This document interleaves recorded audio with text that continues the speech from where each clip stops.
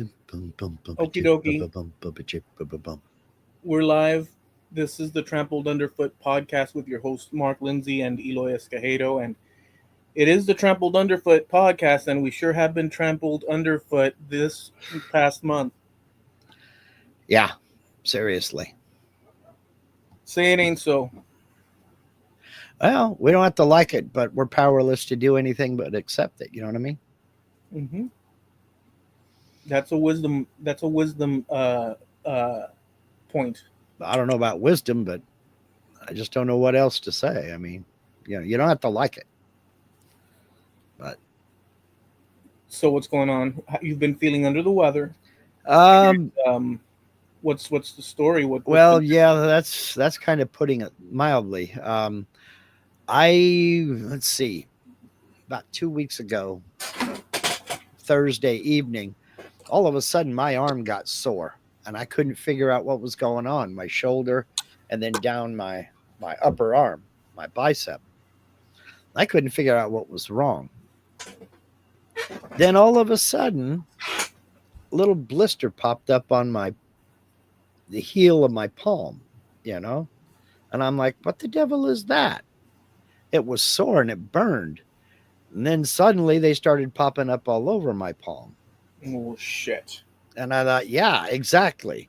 And then you can't see it and I can't get a camera angle. All of a sudden, all the way up my forearm and then my shoulder and over here.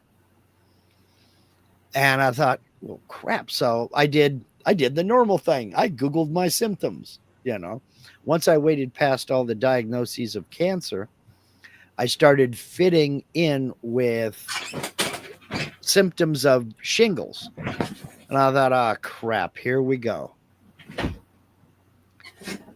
So I got an appointment for the doctor, went into the doctor. She walked in, took one look, said, yep, you got shingles.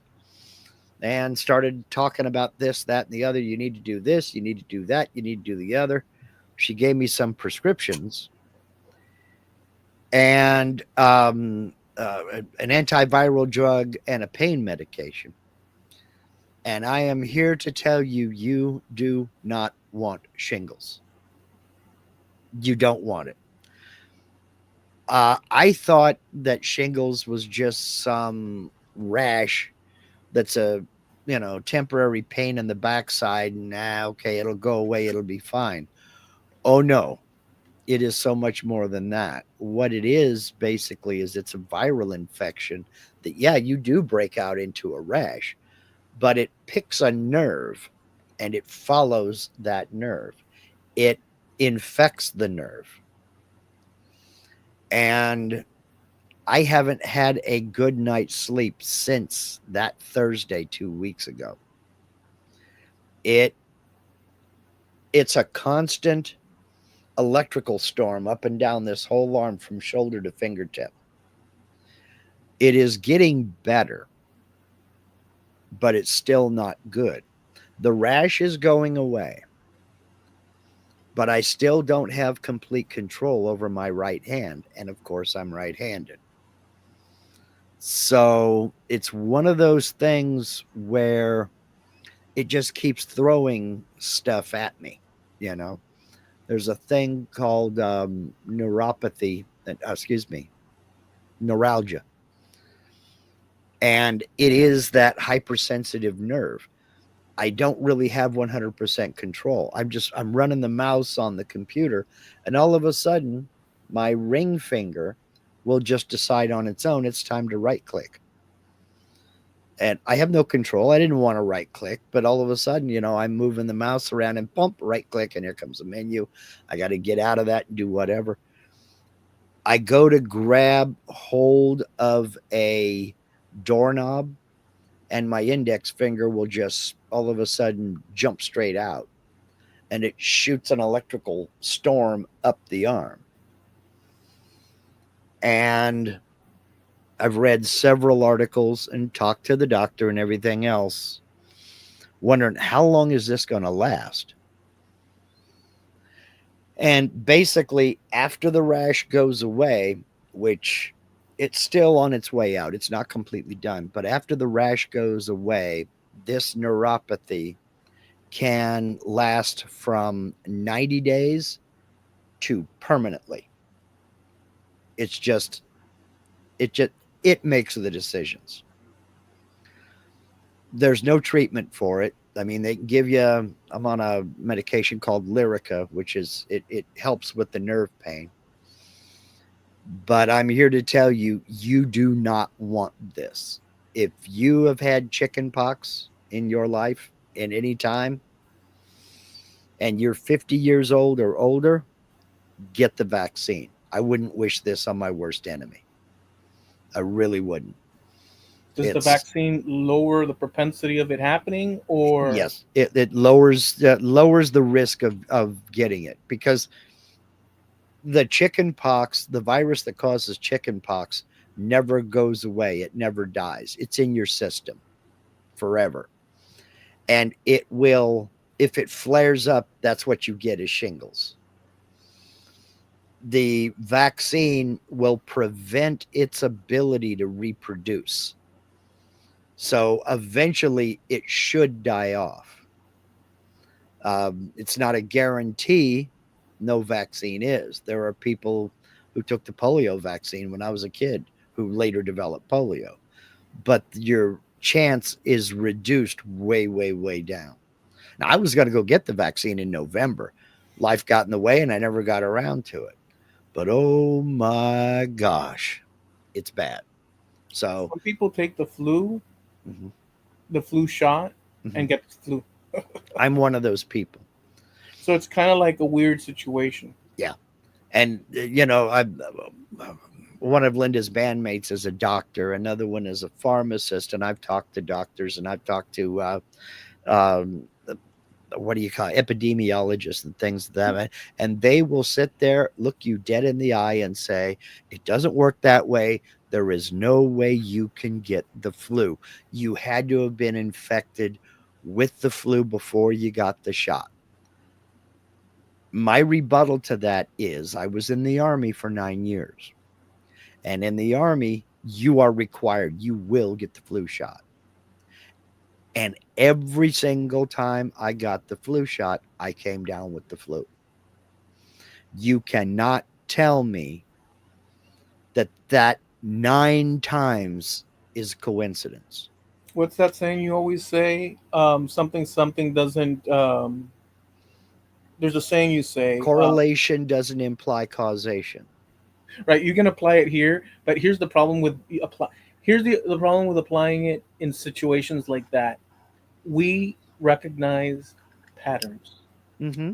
and it overrides a lot of things because of the immediacy in terms of something like you get a shot, Itch. Mm-hmm. and then you're you get the flu, like back to back. Mm-hmm. It's hard to not see a pattern. But here's the thing about that. Your experience with that Mm-hmm. is not the only one. No. There's countless Mm-hmm. people. So I haven't looked into it further than, but I think for now, I feel like the assumption is true in some instances. Yeah. I That's mean, what I sense, but don't hold me to it. I'm just thinking to myself, yeah. I mean, things happen. There is such a thing as coincidence.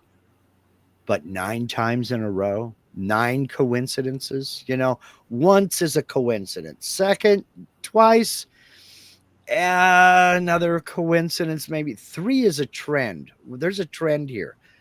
I get it. Um, Correlation does not imply causation. However, if 3, 4 times you get the shot and within 48 hours you have the flu, that itself is pretty coincidental. But 9 times in a row, every time within 48 hours, suddenly I'm running 101 fever. That's more than just coincidence. Not 9 times in a row, 9 years in a row. And then got out of the army. I've never had a flu shot since. I've had the flu once. It's I like got out. saying an archer in medieval times gets run through with an arrow, Mhm. and then the medics at the time, well, they're hovering over him, and they're like, well, I could see how you gentlemen here would assume that just because the arrow has lanced through this gentleman's torso, you Mhm. would assume that the causes of fatality are Mhm. an arrow to the chest. However, I must explain that he was running a high fever. Mhm. Yeah. Um, He died of pox.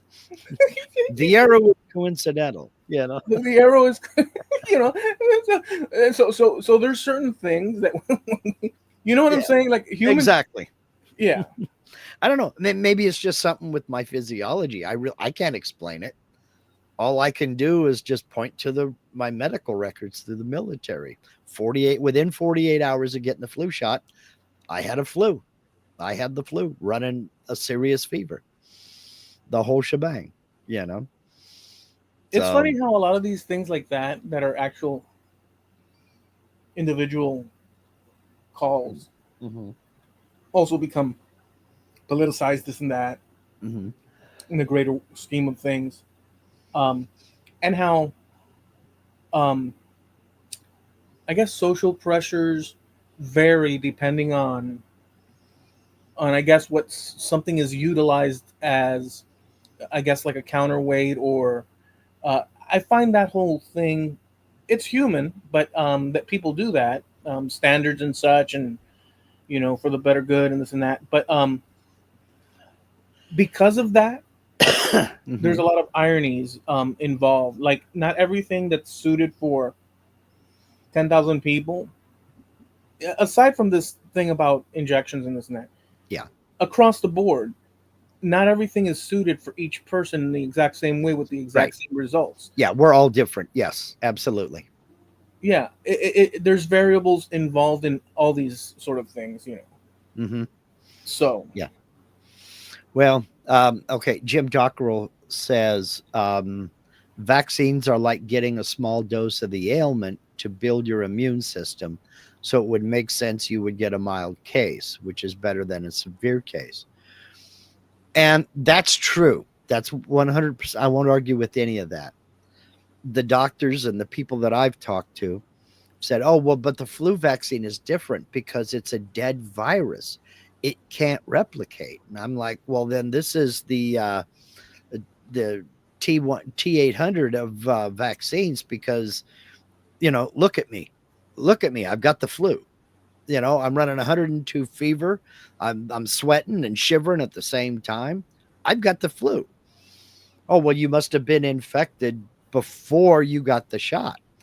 9 years in a row within 48 hours of getting the shot. Something ain't right, man. yeah, Something no, ain't right. if you introduce a foreign something into the body, Yeah.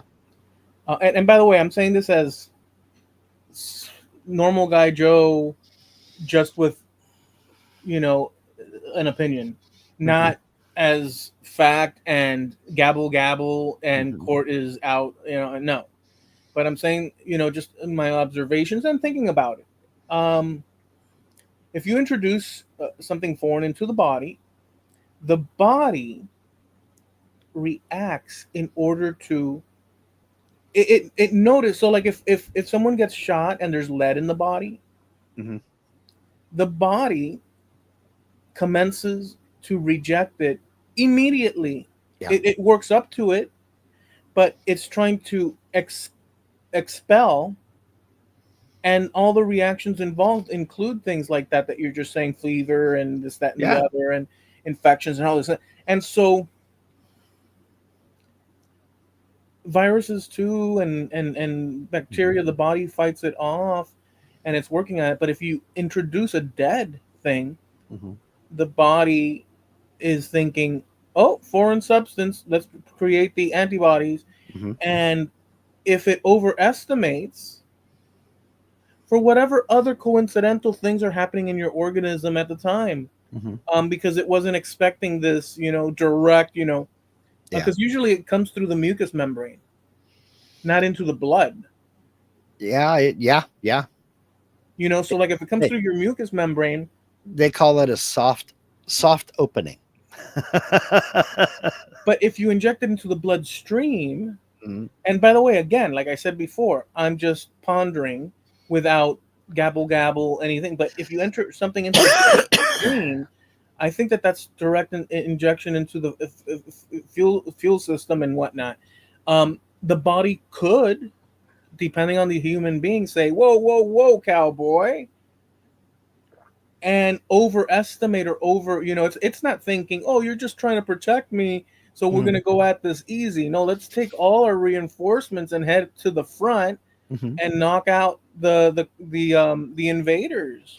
And it's quite possible that my immune system doesn't react fast enough, to build up those antibodies. I don't know. Now, I did growing up as a kid, I had eczema for years, I mean, until I was like in my early 20s. And that's an autoimmune disease. I don't know if this has anything to do with it. This is me just, making wild assumptions. I don't know if that has anything to do with it or not.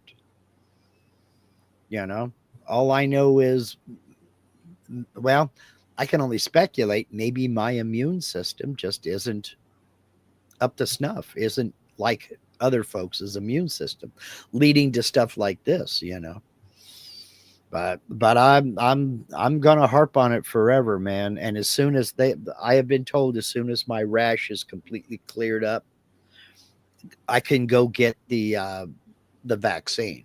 Oh, because you can get it again. I can, yes, and that's what I was asking the Wonderful. pharmacist about. You know, um, and they were like, "Well, yeah, when your rash is done, you could come in and get it." And I'm like, "Well, I've already got the shingles. That you can only get it once." Like, oh no, you've got it in your right arm, right? Yeah. Well, you have a left arm, and you have a right leg, and you have a left leg, and you have a torso. It's still there. It's still in your body. So I'm like, oh yes, okay, I get you. So as soon as this is cleared up enough, I'm going to get the shingles vaccine. And I'm telling you, if you were, like I said, I thought it was just a little rash that was, an inconvenience. And yeah, it lasts for, the rash itself lasts 2 to 4 weeks, and then it's done and over with. Oh no. Oh no. The doctor, uh, one of Linda's bandmates, we were on the phone, and she was like, people have had this kind of thing for 6 months, a year, and in some people it never goes away. It's permanent. And I'm like, oh man. So I'm telling you, you don't want this. You do not want this. I wouldn't wish this on my worst enemy. You know, When and you told me about it, it all comes down to sleep. I haven't had a solid night's sleep since that Thursday 2 weeks ago. It just, and I've come to accept the fact that when I go to bed, I am not going to get a good night's sleep. Last night, I was asleep probably 9:30, something like that. Woke up at 1:30 in the morning in pain, and I was up till 3. Went back to bed. Um, got a few hours. Got up. Took a nap at noon. Got up at like 3:45, something like that. You got to get sleep when I can, but it's just, man, no, you don't want this. message received, right, folks out there? Get the damn shingles vaccine. Do it today or tomorrow because it's late where you are. Damn. Yeah, when you told me about it, I looked it up, started reading. I got the first thing, and then it started getting really, and I went, oh, and I turned it off, and I said, screw that. I'm not looking, because I was also, um, dealing with my beagle passing Vigo, which I wanted to do a little Mhm. recap here for my sake and whoever might be interested and whatnot. But um, this is the first show that we've ever had where right behind me, sitting in his little bed, he's not with me, which is, you know, a tough thing. He was 14 years, 4 months, and 20 some odd days old. I got him in 2011. He was born in 2010, November, December of, and and he was with me all this time. So it's a very difficult thing, and we basically inseparable. You know, I had a he even went through my relationship breakups in the early days Yeah. with a couple of people living here, um, and he was always there to comfort me, um, and I guess vice versa. But it was very difficult. He got older. Obviously, they live anywhere from 12 to 16 years of age on average. He was 14 and almost a half. Hmm. So he lived within the time frame, Yeah. uh, center line of that. He could have, I was thinking it would have been great to, 16, but his health was, he started losing body mass. Hmm. And, I knew, but what was going to happen, but one is in denial for Yeah. any various reasons. And last year, middle to late last year, he got sick. If you remember, Yeah. at the time my car wasn't working, and he got too sick, and so I made an appointment. I carried him from here across town, putting him down every now and then, resting, get going again, and walked him to the vet. And they gave him antibiotics, this, that, and the other. I nursed him back, and started feeding him to gain more. But I would always feed him what he was willing to eat. But this time I gave him even more to see. Yeah. And with the medicine, he started going for the food, and he was eating twice, 3 times a day. And I just give him and give him and give him to try to get him strong. And he got strong enough so that we would take walks, as you know. Yeah. We walked all over town for the rest of that year, up until literally just a few just a week ago, Hmm. when he couldn't walk anymore. But I would, after his sickness and him getting, he's still skinny, really skinny Hmm. compared. He was just old. He was losing body mass. Um, he and I walked the stretches of Sweetwater. I'm talking about far. Hmm. In every which direction we'd walk, and I'd let him go wherever he wanted. I just follow him. Sometimes I'd tell him no, because crossing major highways and such, he just wanted. But so I tried to, and I knew it was coming. But it's Hmm. but one doesn't, And Knowing doesn't make it easier. no, no, and you know, it's been very difficult. But he's been with me. He's been with me for so long, and it's just something that really has hit me. Um, and he's not. Before him, I had. Um, Last thing I'll say. Before him, I had. So when I adopted Vigo in 2011, early 2011, I had a stray cat that Oh, I took okay. care of, but I never kept him inside. He was stray, and I just would feed him, and he'd come in and stay in here and went out. And one day he just disappeared. Hmm. So he went off to whatever his cats do. Hmm. So it was sort of that kind of a thing. It's not like Yeah. I was taking care of him, but without the same attention that one would have with a dog, where you keep them in because there's no way they're going to survive out there and such. But And so I said, no, I want, I've always wanted a beagle. And I went looking, and he was the last one in Paws. I think it's called Paws and Bones on Bird Road. He was the smallest of his litter, Mm-hmm. and the last one left, non-adopted. And the lady pulled him out, put him on the floor, and he right away peed on the floor and started jumping around. I remember it. I have a fairly well, and like I can picture it. Like my memory, for some reason, I can recall things like a movie. And the lady was frightened or worried because he peed, and peeing might scare off some Yeah. customers because like I could think what she was He's probably not thinking, trained. Yeah. and I didn't care. I was like, so we went home, and we were together all that time, and it's just, you know, again, there's ancient burial sites where they find, people, men, warriors buried with their dogs. Mm-hmm. That's how the bond. I don't even have to argue the point because every person knows. But just the last thing I wanted to say was that before the cat, and then I still had with me my grandmother's dog. In 2010 or 2009 to 2010, I still had my grandmother's dog that she was given in 1990 to 91. Mm-hmm. How that works out mathematically. His name was Cucuyo. He was a mud dog, white, like a one of those cute little that everybody owns. And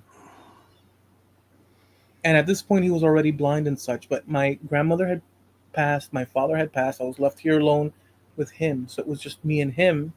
And my father had just passed, Yeah. and he was the anchor that I had to my family, to my past living. He was the one that experienced everything through his, and so there was a meaningful, and he was now. I'm the only one left to take care of him, and I rented out the space next door to this Cuban family, and those people disappeared my dog. I'm not gonna get into why Mm-hmm. they disappeared my dog. I had a lot of problems with those people. Those people created a lot of resentment in me Mm-hmm. because of what they took. And just heartbreak after heartbreak. But long story short, he gave me 14. Vigo gave me 14 years of companionship, and so I wanted to give him this tribute. There's nothing I could say to clarify how significant he was, his companionship was for me. But I wanted to give him this tribute, and that he won't be forgotten, um, Yeah. ever. So that's Yeah. my tribute. And that is the truth, man. That is the truth. They will not be forgotten. I've had friends my entire life. They come and they go. They move. I've moved. Workplace situations change, and I mean, people grow and they change, and the folks you thought you were friends with in school are not the adults that you want to even associate with, and that kind of thing happens. And I don't remember half of the friends I had, but I remember every single dog, every one of them. And they become family. I mean, Jim is 100% right. I like my dog that more than most people. I know a lot of people say that in jest, but I'm serious as a heart attack. They become family. They become closer than some family, They do. you know, and, when they go, and that's why after our golden chase, when he had to be put to sleep, and that's a hard decision to make, you know. Mhm. But the vet basically told us, "Who are you? Who are you postponing the inevitable for? You know he is going downhill. You know he won't eat. You know this, that, and the other. So who are you doing this for? Are you doing this for the dog, or are you doing this for yourself? And that kind of got me, because we were being selfish. We didn't want to let go. Nobody wants to. Mm-hmm. And I said to Linda after that, no more. I can't do it anymore. I can't, I can't have my heart ripped out every 10 years. I just can't do it anymore. And so we haven't had a pet since, you know. Yep. I, you know, just on these important, sentimental, and profoundly meaningful relationships with animals that are family. Um, it also shows the better side of human beings, and it shows our blind spots too, and all other Mhm. things.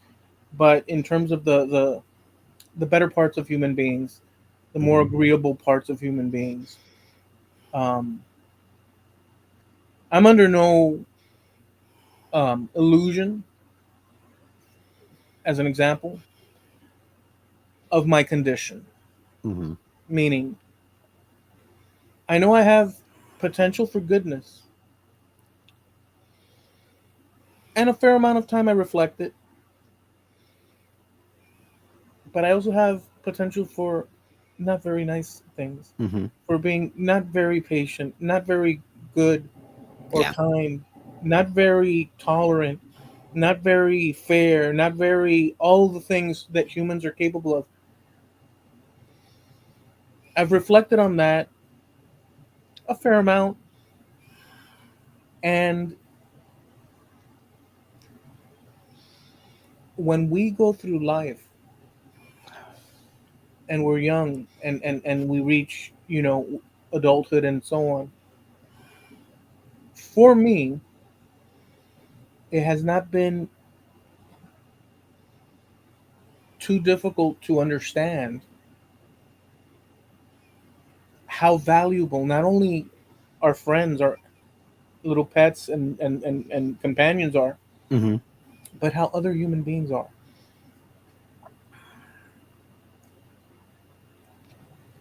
And so, like the conversations we've had before, where you're saying, if I go to a restaurant with with friends or company Mhm. or associates, and I see they behave poorly towards someone with a different station in life Yeah. based on their, I won't revisit that dinner with them or any other conversation, because it reveals something about them you've said Yeah. before in not so many words. And I think that this recognizing that just because a person's a janitor, this is as an example. There's other, but like, Mhm. let's say a janitor. This is a person that is experiencing life and doing what they have to do, and Sure. who would I be to judge such things? Um, and what values would I have if I were to skip over the person's humanity because of, and so anyways, what I'm getting at is that it's hard not to learn certain ethical lessons across your life, Yep. and it's always a wonder to me how some people appear not to learn those lessons. Yeah. It's an incredible thing. But then again, just to end it, there are situations where I could be a much better person and I have not behaved as such. Like when I went to Walmart and things didn't line up, and I freaking made a, remember last Yeah. and I made a fit. I was offended by their lack of, what do you call it, the courtesy and process that I'm used to from back in the 80s, 90s, and the American standard that I'm used to. How Mhm. dare you also insinuate on me? Like, but the correct thing would be, in my opinion, to just allow and just and get it over with it. But we don't work that way. We work dependent Well, on the pressures that occur to us at any given time. well, you're not meant to be a doormat, you know. Yeah. But just my opinion, I think you have to stay grounded. I Yeah. think you have to remember that everybody in this life is just trying to get through this life. We're all living day by day, doing the best we can. We have good days, we have bad days, we have meh in the middle days. But we don't have to make it harder than it has to be. Just um, we have found certain systems, certain things that work. And let's all just kind of remember that we're all in this together and nobody gets out alive. And try to get through, stay grounded, stay humble. You're no better or worse than anybody else. You're just different. And that's okay. Um, Sometimes Jim gets, and he can get profound, and I appreciate that, Jim. Always remember that although it's sad it's over, be happy that it happened at all. Yeah. And I think that that's a great sentiment. I really do. You know, that it's okay to be sad that the time is over. But do remember that you were lucky to have that happiness for those 14 years, man. It's a difficult thing. It is. It's even almost makes me want to lash out. Like I understand Yeah. the principle and sentiment that Jim offered, but it also makes me want to immediately. I'm not Jim specific, but the idea immediately, because it to me it doesn't it doesn't encompass the totality of Well, the in other words, nothing gra- can, man. gratefulness, Mhm. which is what Jim is suggesting, being grateful and acknowledging the value. It's absolutely valid. I understand it, but I'm saying that my raw Mhm. reaction, to be honest, is is is is to say no and stand up and say no, I want it this way, and you can't have it that way. Yeah. um And perfectly understandable. and I'll tell you, just as another aside. Well, maybe I shouldn't say this, but I won't say. But Okay. just yeah, it's Well, as Jim is a correct. as a guy who has lost a child, speaking as a dad who lost a daughter, I can tell you that there aren't many feelings that are worse because that's just, to me, that's unnatural. Children are not supposed to go before their parents. That's just not the natural order of things. That's not the way life is supposed to work. And for years, I mean, years, I ran the gamut of every emotion you can think of and a few that I didn't know existed. So, you know, it's 100% understandable. All of it, every bit of it. But then again, it took me about 10 or 11 years to figure out that I had to finally accept it. And when I did, it was like a weight came off of my shoulders. I stopped fighting. I gave up. I surrendered. And it was like a weight was lifted off of me. And I kind of, oh, I understand now. I see now. Because you're absolutely right. We can't have it our way. We can't have it that way, no matter how much I tried to fight it, you know. So, well, anyway, I'll back off of that. Life is heavy. It is, but it beats the alternative, as far as I know. As far as we know. But I will say this though, and this is just my personal thought, but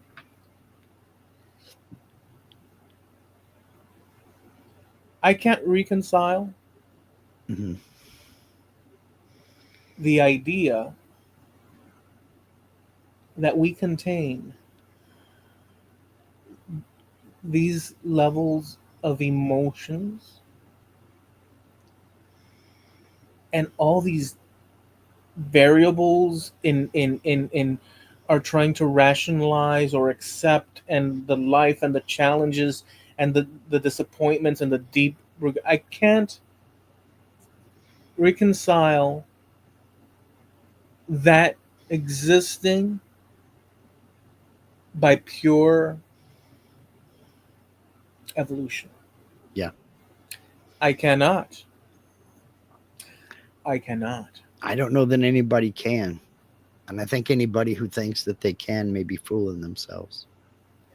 We're too, for some reason, somehow, complex. Hmm. Yeah.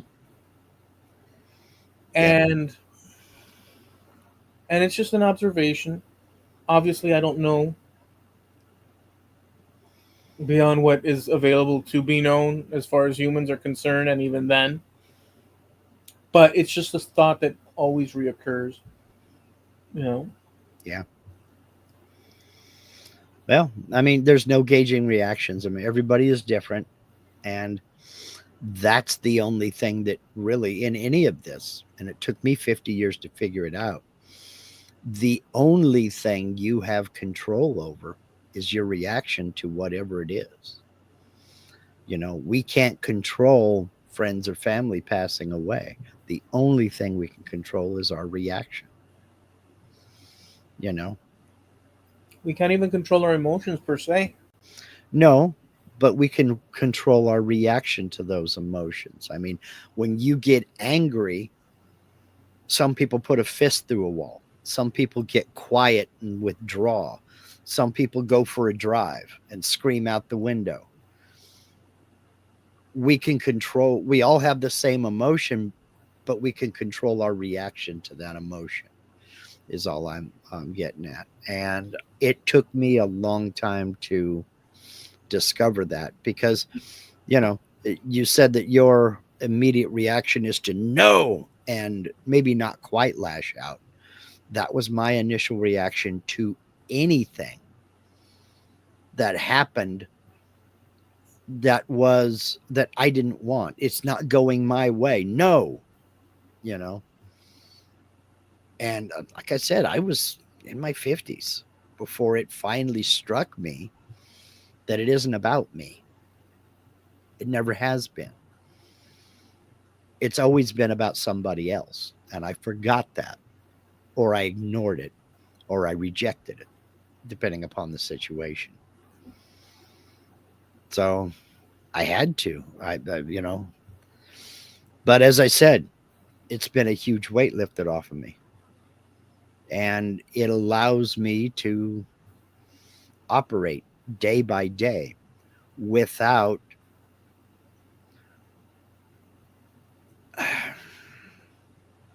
without lashing out or doing something stupid or reckless. Or I hate this quote. I hate the way acting out my frustrations.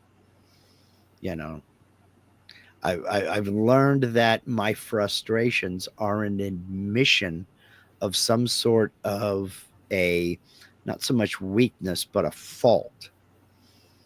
And I have to admit to myself that faults are human. Stop, back up, approach it from a different angle, or reevaluate your priority on it. Is it that important? You know, it's everybody gets pissed off when they hit the third red light in a row. But it's not like somebody is there with a remote watching your car get close to that traffic signal and hitting a button. That's not how life works, you know. I don't believe I'm being picked on, whereas for the first 50 years of my life, I did. And that's what I mean when I say I finally came to the understanding that it's not all about me, never has been. So it works for me. Well, we become wise by the school of hard knocks. We learn from the hits that life gives us, and it's not. I've spent a lot of time of my adulthood in perpetual shock. I may not show it, or maybe I do show it in some ways. I don't know. Perpetual shock in what way? Shock at loss. Oh, yeah. Okay. Shock at loss. At the at loss, and but it also has given me some humility, some, at least, in recognizing that you're saying that here am I, but I am just not. But those are people, and like me, they have concerns, problems, areas where they don't Mm-hmm. see due to whatever circumstances they have had in their lives, and whatever I have available to me in understanding something they might not have, Yeah. and all these complexities.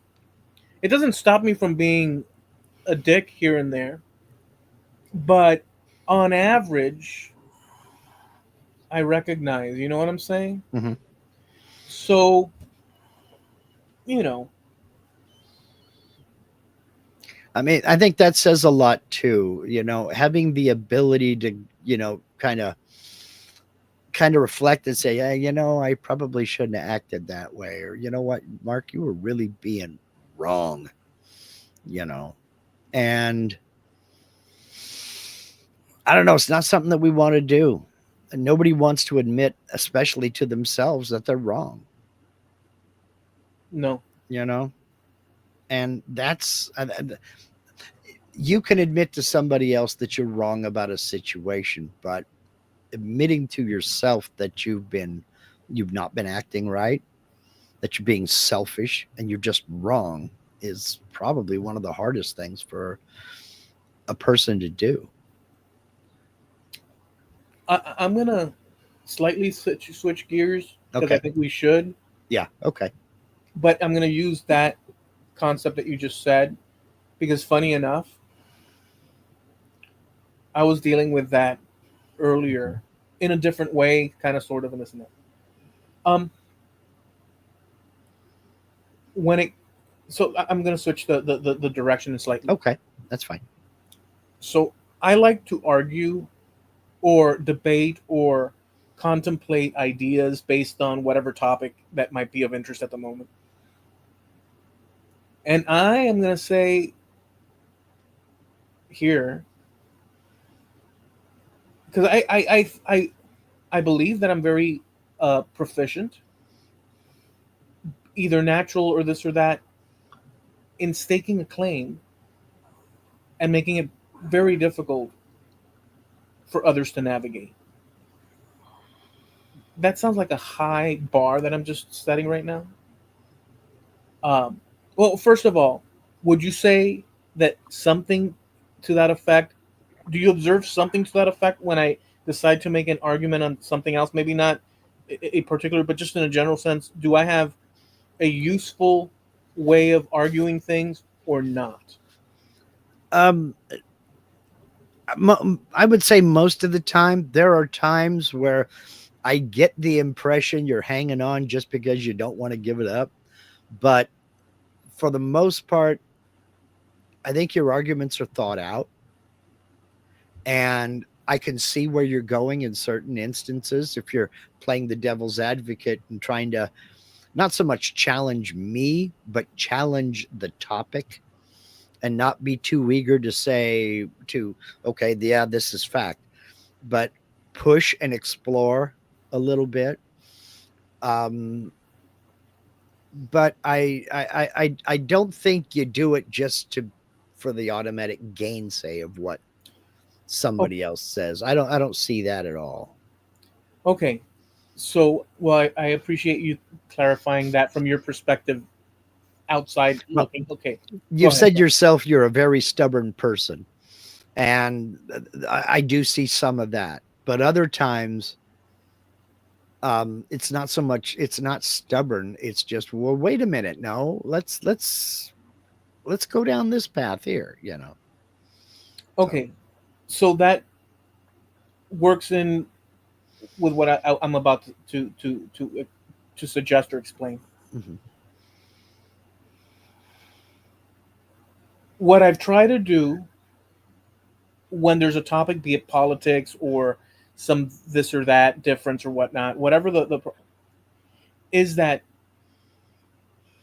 in order to wage that back and forth, I concede, hopefully sooner than later, but I do, any point that the other person makes that is reasonable to me at face value, mhm, or that I question but find no way around because it's valid, mhm, I allow whatever is incorrect, or whatever another person says that's correct, that I would reject based on my bias and my ego and all these things. I tend to attempt to concede mhm. and deal with the areas that Right. are still lingering. But wherever you can concede, because the purpose of I've said this before, the purpose of any argumentation or back and forth debate for me is not just like you suggest, is not winning in order to like hang some sort of trophy or like badge or something. um that there may be aspects of that because we're human beings and we're always like there's but the goal, because human beings, it's Yeah. difficult, but the goal is the clarity of whatever one is looking at. Now when you do that, and by the way, I asked, like, I got into a long back and forth about this. That's why I'm with AI. That's why I'm telling. Mhm. Like, I got into a long. I've gotten AI to admit that they were wrong. I have literally gotten AI to admit that they were wrong, but they weren't wrong. What I did was I set up. So I set up a trap. Yeah. Um, it's a logical trap, and I just do it because for some reason I'm wired to do that. It's not like I've studied it. I haven't freaking studied it. It just Mhm, but the logical trap is not wrong to do, mhm. because so you'll say something but you'll leave it ambiguous, and the other person or AI will fill in the blanks according to what they understand you're trying to say. But if you give them an ambiguous thing and they are not sure which direction you're going, the correct thing for AI or a human being or anything to do is to ask for clarification. You know, Yeah. Yeah. and to say, well, wait a second, before I make a judgment call here, are you saying X, Y, and Z? And then one has to say, well, no, I'm actually saying, and then that refines the answer. But if you leave it ambiguous and then AI jumps into, which is what they did, Yeah. AI went and jumped in and said, well, you can't say that because this is it, and this is how come you're wrong. I said, well, wait a second. I meant this, and that, and you jump to conclusions based on, and said, okay, I get you. Like I got it to, and so because there's a problem of in any communication of how broad you want to go or Mhm. how narrow you want to go. Yeah. And so if you're dealing on a, like if I'm dealing on a broad level, like saying, well, because X, Y, and Z, and that's how come the Beatles ended up in the United States playing their gigs in that Mhm. circuit, but you could do that, but then somebody else is in a more nuanced way can say, well, wait a second, in 1966 what Mhm. actually happened in this one thing, so in a way your conclusion is, and you can go into, and so people are always like Yes. nuance and this and that like that. So if somebody wants to deal over down here and somebody else is in nuanced over here, that there'll be overlap, but they're Yeah. gonna miss on extra things. And so the idea is to, at some point, do that and say, "Oh, okay, yeah, okay, we got that squared off. How about this now?" And then there's always this organic back and forth, up and down, Hmm. sort of working, nuanced or broad thing happening. Even AI did it. Hmm. Even AI did it because it's like, well, he's giving me this, so this is the answer. Um, and so, anyways, the point that I was going to say is that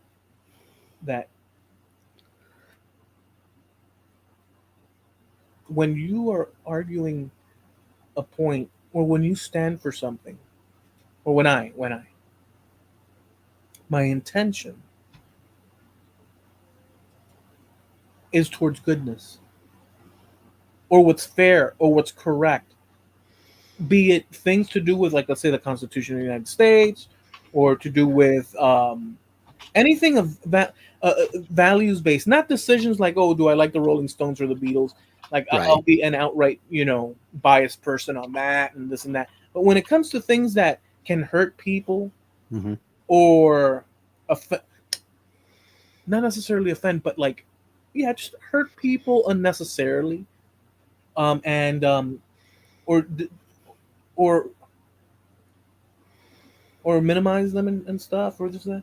My tendency is to seek fairness, but even seeking that does not exclude my great ability as a human being to create a whole big ass mess and make poor judgments.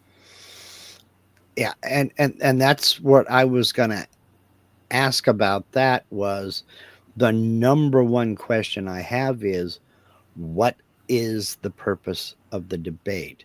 What is your purpose in participating in this debate?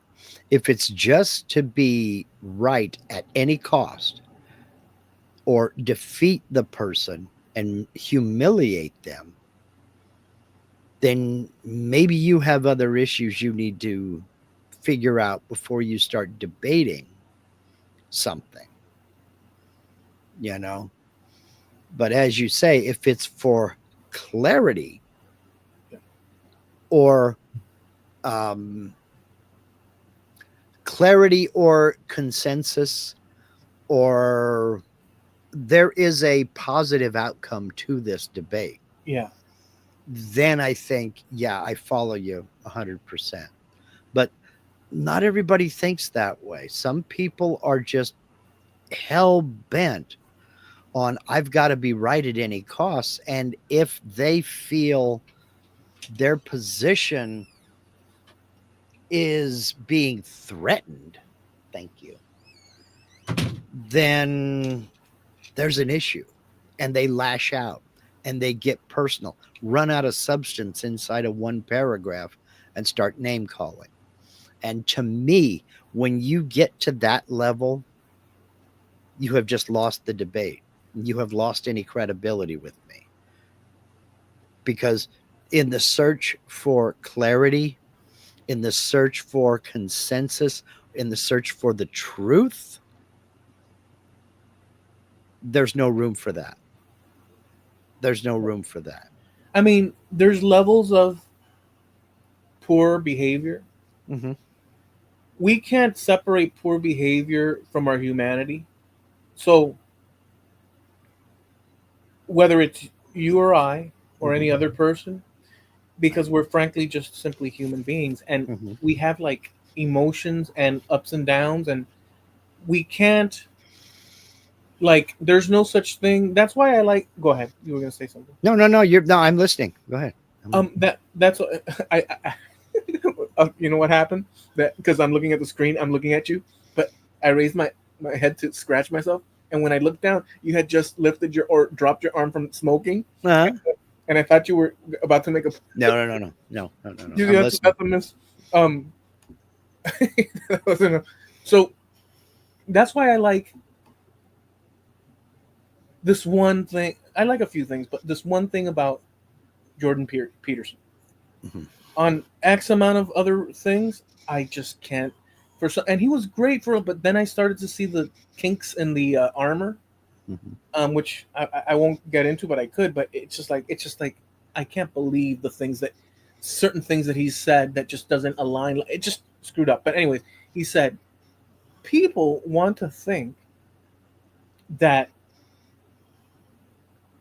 if they were in Nazi Germany Mhm. in the 1940s, that they would be on the side of the good guys. Obviously, this is Jordan Peterson's analysis. Mhm. We as human beings want to think, generally speaking, unless you have some sort of pathological whatever, Yeah.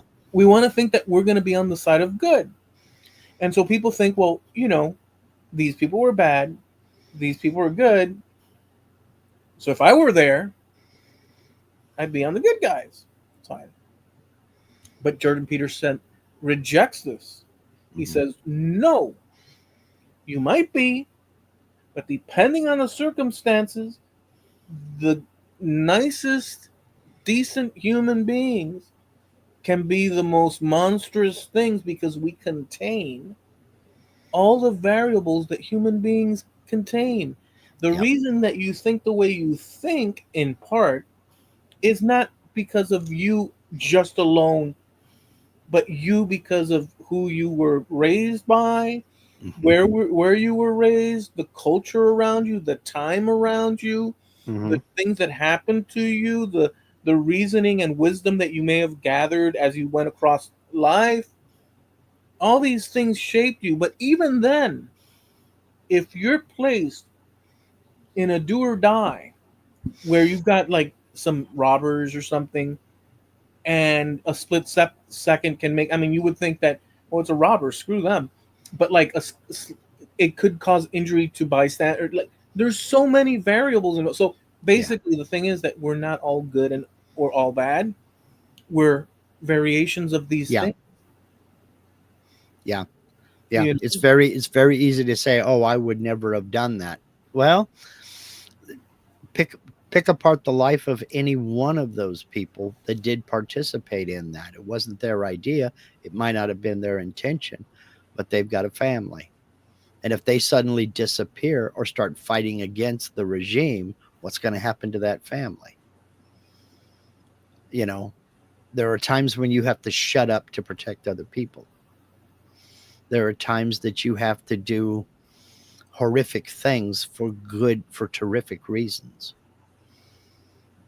you which know? inevitably leave scars on the person in ways that are Yeah. unspeakable. Like, there's a lot of veterans that Yeah. I've seen, Absolutely. I've seen some stories where these men of good Hmm. in their hearts, because how they were raised and just Hmm. their natural what's inside of them, whatever that combination that leads towards a person that looks at another person and says, yeah, they may be from this region of the world, as an example, and we may be at war, man, Yeah. I see them as human.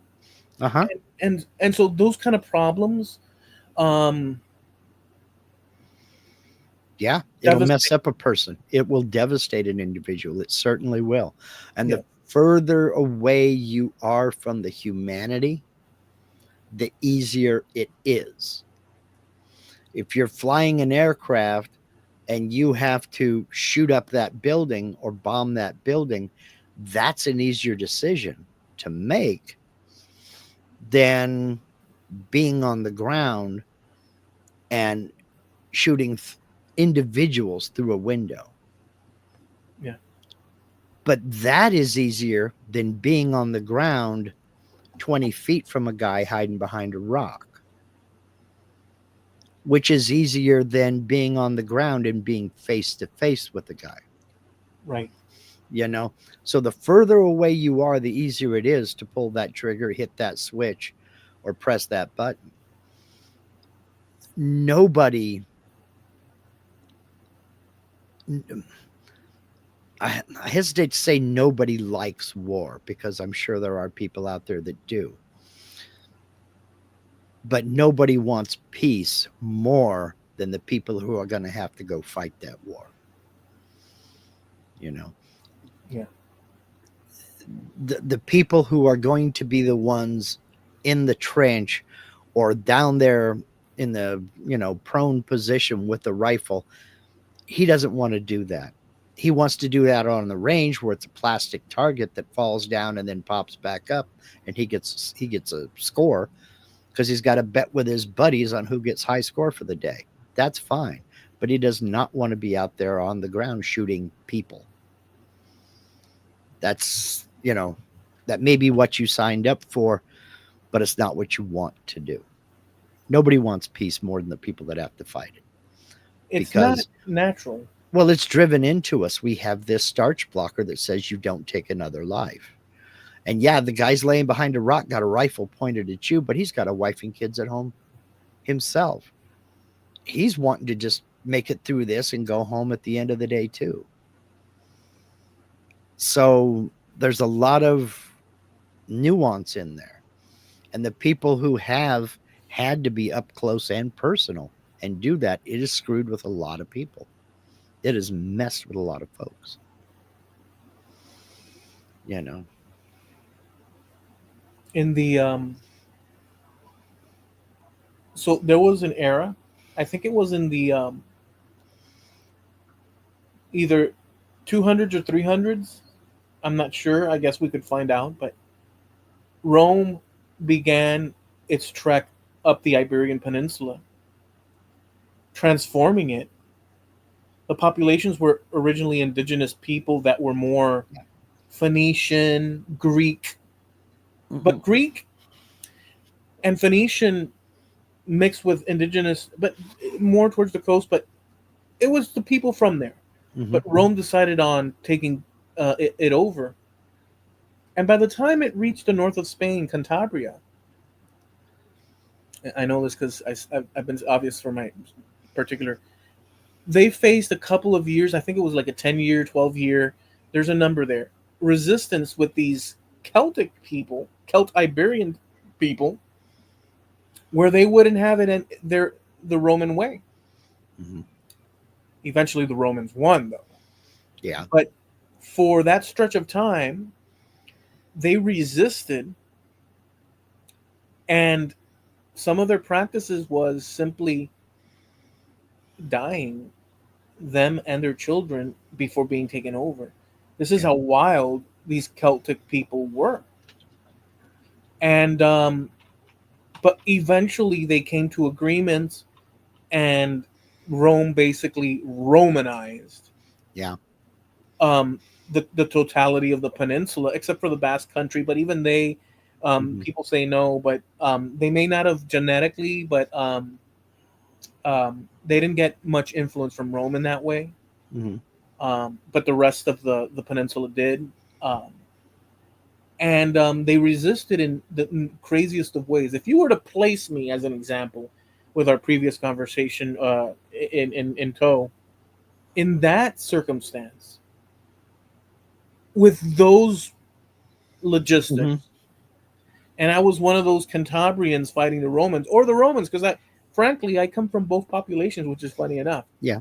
My ancestors back whenever would inevitably be both the Roman people and the Celtic people. It would be the same, the two different halves. Mm-hmm. But if I were one or the other, would I not have partaken in exactly the atrocities and or war schedules or all the variables that existed back then? Chances are It more than probably would have. yeah. So if you had to hack off 10 Roman soldiers that got lost somewhere in the mountain, Mm-hmm. their heads, you'd probably do that and be home for supper and like, hey, let's eat. And because that's the condition situation. Mm-hmm. We That are was your norm. That was your sense of normal. We're fighting for this. We are doing the right thing. Both sides always thinks they're doing the right thing, and they are on the side of what was good. right. Both sides. And we're in a privileged spot in this country and worldwide for the most part, well, for the Mm-hmm. most part, or for the most part in the areas that I'm thinking in terms of Yeah. Western society, because there sure is. But let's say in the United States, we are extremely privileged Mm-hmm. because of what's obvious. Mm-hmm. You know, these instant decisions of violence in order to is not. However, with that said, who does that fall on to do in today's world? On the police, on the coast guards, on the reserves, on the military, the air force, the marines, the army, navy. Who does that fall on? It falls on them Mm-hmm. to do these things. Yeah. For the rest of the population Mm-hmm. to go about their business. Right. And the standard that we have, I have my critiques of current situations, but that to the side, just in the our lifetime, I don't know how it can be paralleled. How can it be paralleled or compared to any other time in history with I all mean, the advantages that we have? certain things can, certain things can't be compared. I mean, when you look at those Roman legions marching into Spain, there were they all had their job to do. They may not have agreed with it. They may not have liked it because I mean it wasn't like they were showing up in their Sunday best. You know, they were fighting all the way there, but people had their jobs. I mean, the cooks still had to cook meals. The medics still had to take care of sick and wounded people. There were people that had jobs to do, and they would continue to do that, whether they were on the move or whether they were back in Rome. They were going to be doing those jobs. Much like in any modern army today, the cooks are going to be cooking meals. The medics are going to be patching up sick people or people who got injured.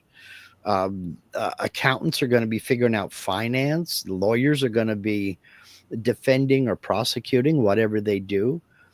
You know, those people still have their jobs to do, and they're going to do those jobs whether they're on the march or whether they're in a safe garrison with no threat of any enemy action.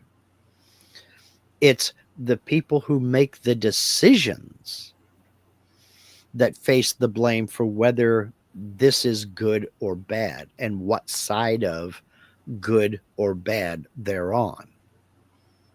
You know, if you're invading a sovereign nation because you want to take over for their resources, you're not on the side of good. Now, you may be on the side of your interests. You may think you're on the side of good because they have this and we need that. But to invade and plunder is not the side of good. There are other ways of obtaining it. You know, if you are that person who just wants to raise crops, got a few chickens and a goat, and you now have to defend that farm, you're on the side of good because you're on the defense. But to the other guy trying to get into that farm, he's on the side of good, and you're an obstacle that he has to navigate. Right. So it all kind of wraps around to, you know, and Jim, don't mistake, I was just doing my job, was eliminated as a defense in the Nuremberg trials after World War II. That's not what I'm saying at all. That's not what I'm saying at all. What I'm saying is when you are in that position, my position was a helicopter mechanic in the army. I was going to be working on helicopters, whether it was in Germany or Saudi Arabia or Alabama. I was going to be doing that job. Yeah, your context was, or the context of the reason you said what you said Mm-hmm. was, to me, it was clear. Jim brought in a separate thing that has nothing to do with what you're Right. saying, but what you were saying was in tandem with what I was saying, where across history, it could have been that Romans were doing kitchen work so that they could feed the troops, and then there were people taking care of the horses, and then Mm-hmm. there was the infantry, and all the setup that occurred there that existed back Mm-hmm. then exists now in the context of now. And that was in Right. the broader context of me saying that I believe it was that across history, we're in an incredible place where we have all these options and such, and Hmm. and we're distant from the fighting in terms of that because of the Right. advances that we have. And then you introduced the idea that and just the same, the military today is doing the same as yesteryear Hmm. because that's how militaries are organized in Hmm. order to service what they do and this and that. And Jim brought in this other concept, which um, is basically our standards today, where Hmm. you we don't off a whole village because Right. the little kid stole my Rolex watch while on Right. duty. Exactly. And to go back to the Nuremberg trials, if you look at who was put on trial, it was overwhelmingly those The higher heads. ups that made the decision. There were some of the foot soldiers, some of the frontline people, there were sergeants and corporals that were tried as well for committing certain atrocities. But overall, it was the decision makers, the people who decided this is the way to go and implemented that. They didn't go down to the foot soldier who took people off of the train and walked them into the camp. They went to the camp head. They knew that the cook in that camp was going to have to do their job. They knew that that foot soldier was their job was to take people off of the train and line them up over there. That was their part in the whole great grand scenario. When you The, create, the the population of Germany would have been cut in half if they'd executed everybody that took part in the entire mess. They knew it. That's why they didn't go after them. if you take a, go ahead, go ahead. So they went after the decision makers, the leaders that forced the issue. I was And gonna that's say what you that have to do. I was gonna say that damn it, that extra last Sorry. no, I had it. No, Mark, listen, I had it. Like I because I had it. You were still explaining, and I said, "Oh, sorry," and you continued, and then you stopped and said, "Okay, I still have it," and but then you then you added the little extra bit on the Mhm. end, and it wiped my I database. It got went it. like this, I got it. I got it. I don't got it. Sorry dude. It about went. that. No, look, it went like, dude, it went like this. Look, you Yep. know those power flush toilets. Mhm. That. Damn it. And I know somewhere in there it was gonna be a doozy, Mark. It was gonna be a doozy, damn it. Well, what can I tell you? It'll Son come of to a you. gun. It'll come to you like in like April. That's I'll be like stirring pasta or something. Yeah. Damn it. No, but I wish I could draw it now, dude. Um you because you were saying Dude, I do that all the time. It's not unusual for me to get up out of this chair, walk into wherever Linda is, and just spaghetti. I couldn't remember the word earlier, and she's like, "What the hell are you talking about?" But at the time, it was urgent that I remembered the word spaghetti, and I couldn't think of it. I do that all the time. it must have left a tremendous scar to the people and the descendants of that war Hmm. that were on the wrong side of history. Well, Because the conscience. Oh, now I remember. Don't do it, Mark. Don't do it. go I ahead. remember. Okay. Damn it. This is what I was gonna say. Damn it. I caught it. I caught it. With what you were explaining, I thought we have this apparatus, the military, Hmm. where some people were taking them from the train to the this and that, and then the cooks and this and that. The division and compartmentalization of these jobs also creates this distance that you were talking Yes. about. And by compartmentalizing all these different duties, Hmm. you're a cog in the machine, of course, Right. but you're not commanding the Yeah. you're not.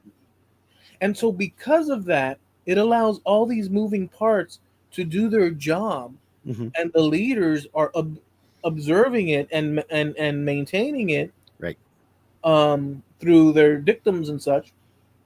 And that is why we get what you said, where most of the population would have been gone if it were. That's why they picked on the leaders and some key Yes. officials. Or Yeah. Well, because think of it, there are dentists in the army, and they are commissioned officers, and they're in the medical corps, and their job is just like your civilian dentist. They fill fillings, they do crowns, they pull teeth, they do all that stuff, except they wear a uniform. Now they are trained in how to use a weapon because you never know if a hospital is going to be overrun or something like that. But it's not their job to go out there in a foxhole and, get into a two-man fighting position and cover their sector.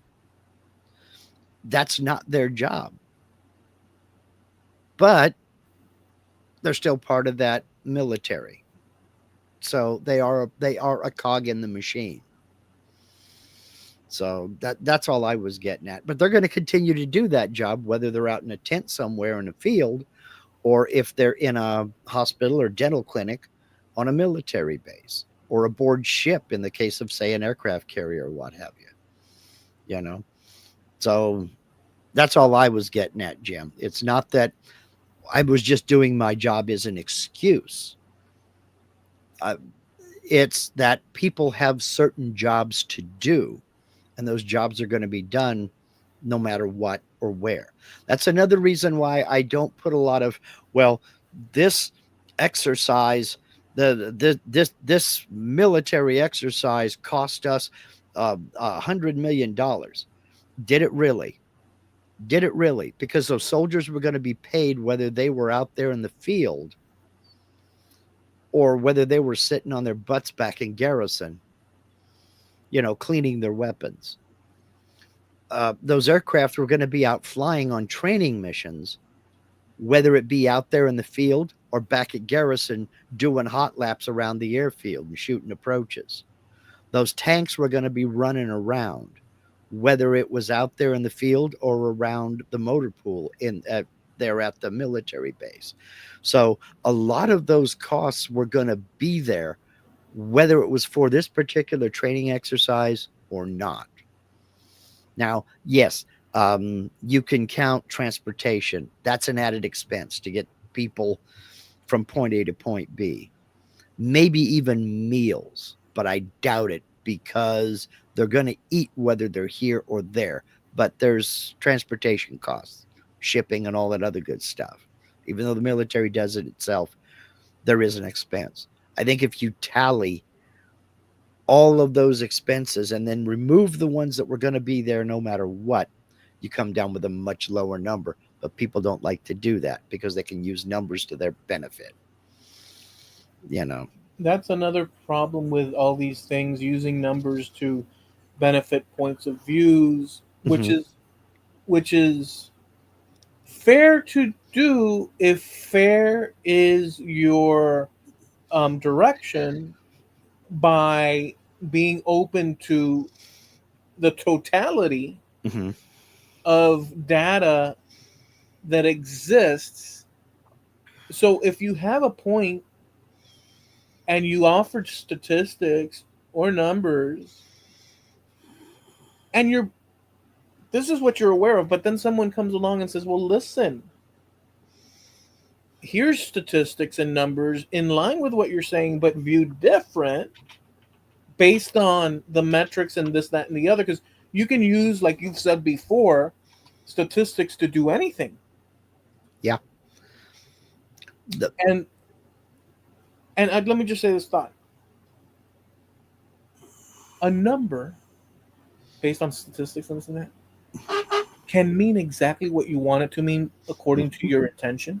Mm-hmm. But if you exclude the other meanings that encompass that number, and you're shown that, or you're told, well, look, it also means X, Y, and Z, Mm-hmm. and you reject that, and you use the numbers to manipulate such a thing, then you're either in a cognitive situation where you're like, this is, I want the outcome to be what I want it to be, Yeah. or, and that's human. We all do that. Well, what's the purpose of using statistics? To prove a point. That's the purpose of using statistics, to prove a point. What To you clarify a confusing thing. Yeah, but what you have to hope is the person that you're trying to prove that point to doesn't have better statistics than you do. The fact that there is a book out there called How to Lie with Statistics by Daryl Huff, it's a book that you can go out and buy. The fact that there's a book out there telling you how to lie with statistics acknowledges the fact that statistics can be manipulated. So the statistics in and of themselves, the numbers may not be untrustworthy. You have to look at the person. Are they trustworthy? Because it's really easy to say, man, it sucks because this is down 5%. But if you zoom out a little bit, a person with better statistics than you can say, yeah, but it's up 102%. It just depends on how you back out. Okay, so it went up to 107%.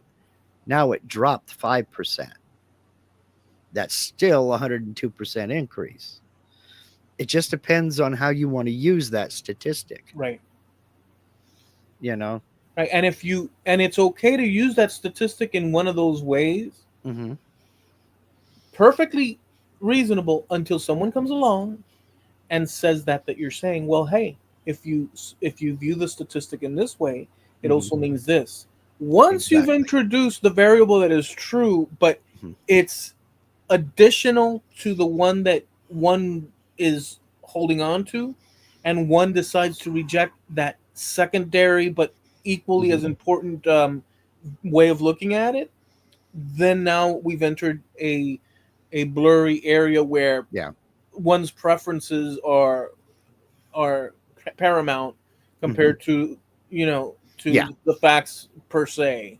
Exactly. Well, and even using that same statistic that they're citing, if you look at it, depending upon 7% of this teacher's class failed this test. Okay. That tells me 93% of that teacher's students passed it. So what's your point? You know, 40% of people in this category did this. Okay. That's telling me 60% of people in that category didn't do that. What's your point? I had an argument with AI the other night, or maybe a few weeks ago. I think I've accidentally given you a new hobby. Oh yeah, I use AI a lot for these things, but you know what? I think AI has a little bit of an attitude. Mm-hmm. Sometimes it gets uppity, Mm-hmm. um, but it doesn't do it outright. But I can within the coding of the words and sentences used, you can tell it's pushing back, but it's trying to present as pushing back in a holistically kind way, which it is. But Mm-hmm. I can see where the it's an interesting thing. You can know so you can know a lot. You can actually know a lot by just one sentence that someone produces Mm-hmm. across a topic. Now, you don't know everything, and you could be quite wrong. But when somebody produces one sentence in a comment somewhere out there Mm-hmm. online, just one, if there's a topic and they produce a sentence that references the topic in Mm-hmm. order to state their somewhat position or this or that, Mm-hmm. based on what they choose, word behind word to Uh, create a sentence, you can narrow the field sufficient to make an educated guess. uh-huh. And I could probably sit back and explain or yeah, explain myself as to what I mean. But the point is, anything you offer publicly Yeah. leaves a trace of who you of where you of what you think and who you are. Mm-hmm. Obviously, if you say a sentence like no, period, Yeah. Just no. that's going to be a problem. But if you have a little bit of a thing like, well, you know what, that's not what I heard because the truth of the matter is X, Y, and Z, and you stop there, depending on what that little sentence includes and the subject that's it's referencing, you have that person has now opened up a huge um sort of like area that you can hone in on, Hmm. because if you know the subject and the person is saying something that's in error, Yeah. now you have now you're understand so it's you can anyway. So I was arguing with AI, um because I was looking at some statistics, Hmm. and I said, hey, what are these statistics about? And they said, oh, it's this, that, and the other. And I said, yeah, well, and I said, yeah, well, I don't buy it. Like I said it like that. And it said, well, statistics are they've been known to, and they're used effectively to give you a barometer of the blah, blah, blah. And then I explained that how, because the problem was this, you know, those political polls that they say Hmm. at the bottom blurry, Hmm. 3,000 people or 2,300 people were polled. And then the Hmm. statistics say 67% of Americans say, Yeah. okay, so the problem is the obvious one. Hmm. 67% of Americans say when you've polled and the uh, the available number of Americans citizens are like 360 some odd million people or something. Hmm. Um and you've used 3,000 in your Hmm. thing to arrive at the 62% or whatever percent. Hmm. There's a problem there. Yeah. AI said there's not. And it's true in the sense of what it answered me. Hmm. This is what you're talking about, how you can manipulate things to, Hmm. because this was the answer it gave me.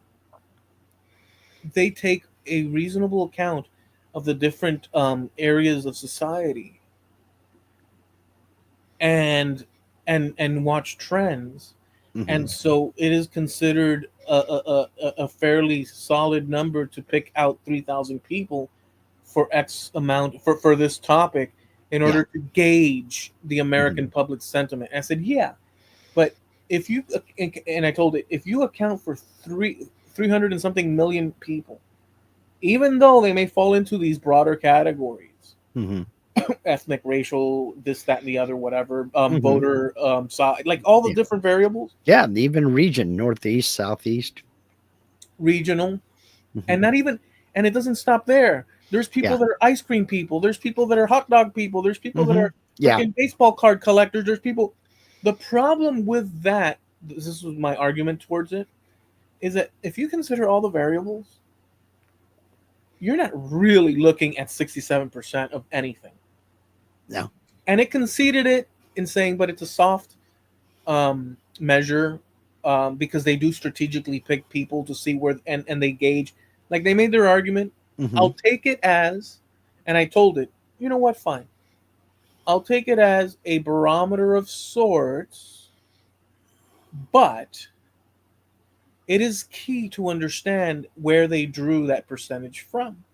Hmm. Like if you're a viewer of whatever news outlet and they give you 67% of Americans, blah, blah, blah, blah, blah, you and you don't look at what that 67% entails, and you don't understand that they're evaluating based off of, this is a statistical thing Hmm. that's useful because it gives you an overall, but it could be wrong.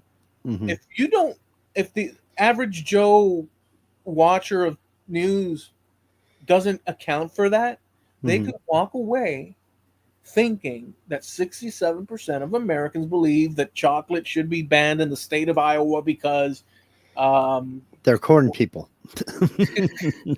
right. And so you end up with a situation where you mislead people. And I told it that, well, you know, I Yes. understand the statistical thing and it's valuable. I get it.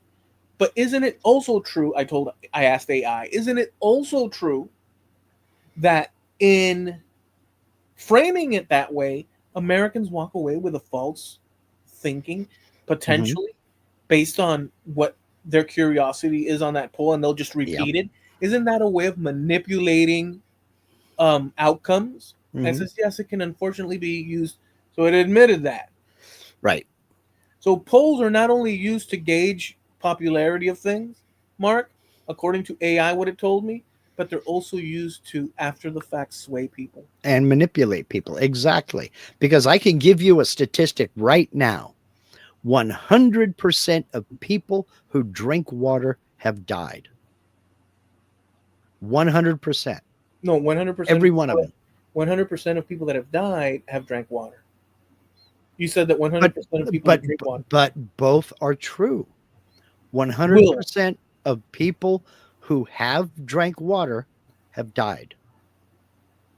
Well, that's true. That's true. Okay? Yeah, that's true. Now, That's true. am I implying the water killed them? No. No, I'm not. It's just a fact. But that statistic could be used to manipulate a person, Right. you know, Right. whether that person got run over by a bus or died of some other, cause, doesn't matter. They drank water. The water therefore killed them. Water is evil. We have to ban water. Okay. I'll start with the lakes, you start with the oceans. We'll meet up in 6 months and see how that works out. So you can take a statistic and you can come up with your own conclusion based on that statistic. And the point that you're trying to make can either be bolstered or hindered by that statistic. You know, Right. 6,000 people died last year from gun deaths. Okay, how many of them were suicide, self-inflicted within a house and nobody else was threatened? They never take that into consideration. By the way, that's the overwhelming majority of all gun deaths. But now that we can't monetize this one, because I said the G word, Jim. You said chewing gum. Yes, I'm not dead yet. Well, this is not Monty Python with the cart, you know. They all go for a walk now. You're not fooling anybody. Listen. On the water subject, Yes. Dade County just voted and banned Mhm. the inclusion of fluoride in our water system. What are they going to do with the natural fluoride? I get it. They've banned adding additional fluoride to water. I get it. Okay, but they never addressed that. Well, what are they going to do about the natural fluoride that's already there? Because it is there. It's a natural element. It We have occurs. very low. We have You very know. low. We have not even residual amounts of fluoride in our Hmm. water. According to one test that was taken Hmm. already, there's a Spanish TV network. Uh-huh. Um, they're very good. Mm. Um, they're not like the sensationalistic. They're well. Let's. I said that, but let's be balanced. They're generally not Hmm. sensationalistic. Um, and the guy tested the water from the tap Hmm. for all sorts of stuff. Yeah. I was like, it didn't have. It had the byproduct that could be interpreted, um, that shows up as a byproduct, which is soda something. May I forget the thing now, but Hmm. I saw the thing, and long story short, we as far as he tested, and that was just one test. Hmm. There's no freaking visible in the charts that he Yeah. tested, so I don't get it. Yeah. But it seemed to be a political thing between It is. the mayor and the this and that, where they're trying to strip some sort of authority from her. She's really overdoing it on like spending and stuff. Hmm. Um, and I think that there's some sort of battle there. Who knows? But long story Probably. short, her excuse was that this is for the children's teeth. Well, that was the whole reason for them doing it anyway. And that started in the 50s. And to add a little bit of fluoride to the water in much the same way they add a little bit of iodine to salt, table salt that you go down. Morton iodized salt's got a little bit of iodine in it because you need that. And it, getting iodine just from your diet without that is very difficult. So they decided, well, most people eat table salt. Let's add a little bit of iodine to it. And so they did. And that's where most people get their iodine from that they need to survive. The thinking was, let's add a little bit of fluoride to the water, keep it small, you know, and that'll help strengthen the teeth of especially our children. And that's one of those things with, they tug at the heartstrings. This is for the kids. We have to protect our kids because who's going to say no? You Right. know? You can't fight on that line, but people are getting wise to a lot of, based on this internet accessibility thing, Uh-huh. all sorts of stuff that might, I'm seeing. I'll tell you what I'm seeing, because you and I and everybody here, it's Mm-hmm. funny because we've all been along for the ride. We Mm-hmm. all come from a world where instant accessibility like this Mm-hmm. was not present at all. At all. Mm-hmm. I mean, we had radio and TV and all the stuff we understand, but the sheer amount of cross-checking and Mm-hmm. opinions based on one topic or issue Mm-hmm. is, it dwarfs what we had available back in the day. I mean, back in the day, you would open up a Rolling Stone magazine Yeah. and come across an issue, Mm-hmm. and they might touch on it here and there, and then people would huddle Yeah. around that. Mm-hmm. But now it's like Yeah. 500 and different, 563 channels where people are Uh-huh. talking about it. Yeah. And so, because of that, we have a lot of what seems to me people reaching certain conclusions based on what their favorite set of online characters are Yeah. over any number of issues, from Mm-hmm. politics down to anything else. Oh my Um, God, yes. yeah, It's terrible. I mean, and I'm not picking on anybody. I got no particular target, but I think the funniest one that I think is doing the most damage, but I think the funniest one is young women taking dating advice from other single young women. And it's like, they don't know. They don't know. You want to know what a guy finds attractive? Ask a guy. Why are you asking this girl who doesn't have a date? She doesn't know because if she knew, she'd have a date. You know? I mean, I'm some retired fat old man. You're going to ask me about high fashion? Come on. no, high fashion. High fashion to me is a baseball cap that doesn't have that band of sweat around the head, you know. That's high fashion to me. So, In olden days, what's that yeah, song by what's this guy's name? Something something, anything goes. That song. I don't remember. Um, anything I goes. Whatever. I have the melody in my head. But yeah. I was gonna say that I was looking at the statistics of fertility rates and stuff. uh, What are you cracking? What are you cracking up about? we just spent a good 15-20 minutes dogging statistics. Now we're using them. But go for it. I just saw the irony there.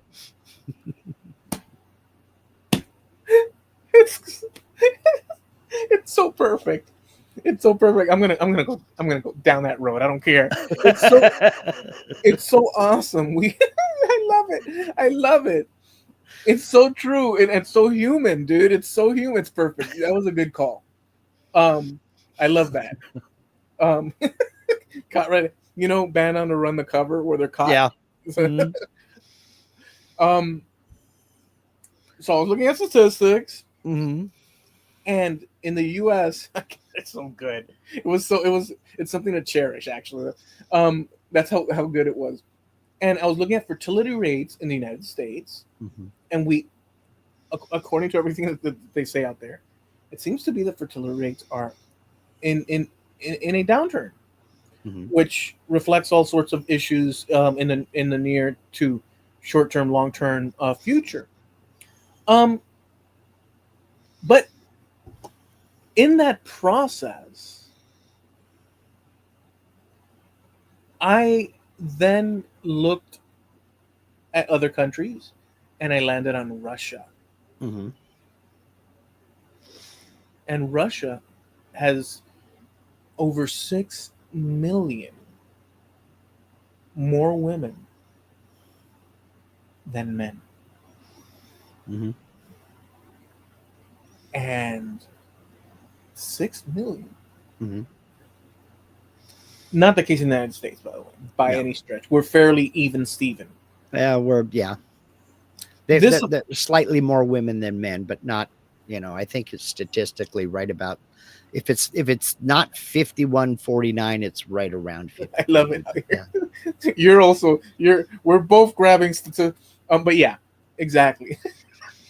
But then that number could have been from 10 years ago. Who knows? You know. um, so I asked AI Mm-hmm. and said, well, that means that men are overwhelmingly have more options and such and this and that. And it said, well, not necessarily, AI said, Yeah, that's true. because XYZ. And I said, whoa, whoa, whoa. And then I wanted to fight it on it. Mm-hmm. I say, you're trying to tell me that numerically, well, it depends because cities and it depends on how it. So this Yeah. is a way of how statistics and things. So we do have this 6 million thing, but what if 6 million is spread out in such a way that in certain cities that's not the Mm-hmm. case, and other cities yes, and just on average. So this goes to what you were saying before. Nonetheless, 6 million is an awful big chunk number, Yeah. and so I asked, is this why we hear about these mail order brides and such and this and that? Says, yes, exactly. That's said it. And so this is where these things come, and many and I looked into it a little bit, so that many women, um, what do you call it, exit the country Mm-hmm. to found new based on these situations and this, that, and the other. Yeah. But that on average over there, there's also things like being picky with the mate that you want to mate and this You're and that. sure. So there's all these variables, but the point is, I wanted to know, well, how come there's this? I ended up in Russia. I also ended up in China, Mm-hmm. and it says, well, they have a disparity leaning towards more men. Then I asked it, is this because of their negative policies towards female births from decades past? Because remember that time Yeah. that they on the news, I thought it was horrendous Yeah. that they would just basically dispose if Mm-hmm. need be. And now look where they're at, because they had more value on men. Mm-hmm. Oh, because men, and then now all those men are like, well, wait a second, we We need don't some, have mates. Yeah. right. So this whole thing about planification But of societies lead to, by a select group of people that think that they're brilliant, mm-hmm. lead to all sorts of consequences that are negative. But it also depends on where about, because in China specifically, there is a class that the population calls leftover women. And these are women who are not married by the age of 25. And they're just seen as beyond their, and this is their words, not mine. So don't get mad at me. All right, folks. They're beyond their worth if they haven't married by a certain age. And they're leftover women because the men are going to look for the younger ones. And it's a regional thing. It's in some of the big cities, but it's also a big thing out in the hinterlands, out in the smaller towns and villages where there are more women than men. It just happens, you know. So if you take a country's population overall, that doesn't account for, there's a lot of variables that doesn't account for: geography, um, dispersal, um, and it's going to worm its way down eventually to just preferences and standards and physical attraction. But yeah, it's easy to say 6 million women are without a mate, but then you have to look at why and what are some of the key indicators of why that's happening. You Yeah, know, it's there's not just it's just not as simple as busing those women to Moscow or St. Petersburg or the big cities. It's not that simple. So One of my favorite videos under this topic. It's a Mhm, clip, but it's like this village, someplace in some country in Africa, mhm, where it's a matriarchal society, mhm, and the men are just there to reproduce, and there's fewer of them. So in this video clip, there's this guy, and you see him like sneaking outside of the village, and he's starting to climb up a tree, and all these women come up to him and they grab. And the next scene, you see them carrying him into like this hut, mhm, and you can see his face carrying it, and it's like this is unheard of in American society. mhm, It's just total flip of the thing, but in this is a situation in which the men are in great mhm. peril because I mean it just don't it just it was an My interesting thing. my 15-year-old self is sitting there going, "You lucky bastard," you know? Yeah, well that's all nice and fair Uh-huh. up to a point, but this guy is not Mr. I I Bojangles. get it, but my 15-year-old self is going, "Man, what a way to go."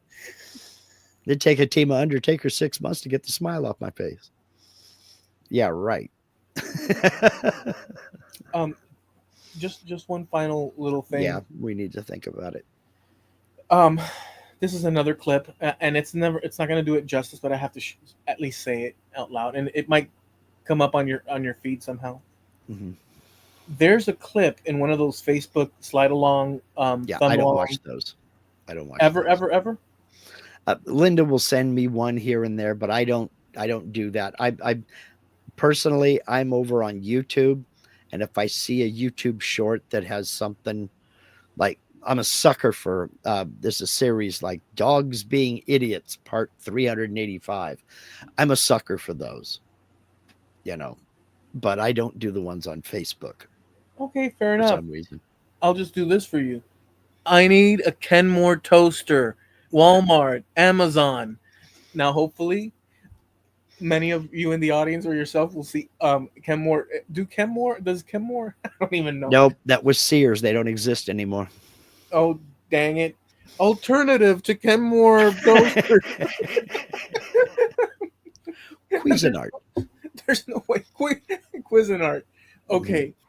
Um, see, when I think of Cuisinart, I think of those food processing machines. Yeah, I didn't know they made. Huh? yeah, our toaster is a Cuisinart. Oh, okay. Is it Cuisinart or Cuisinart? I don't know, potato, same thing.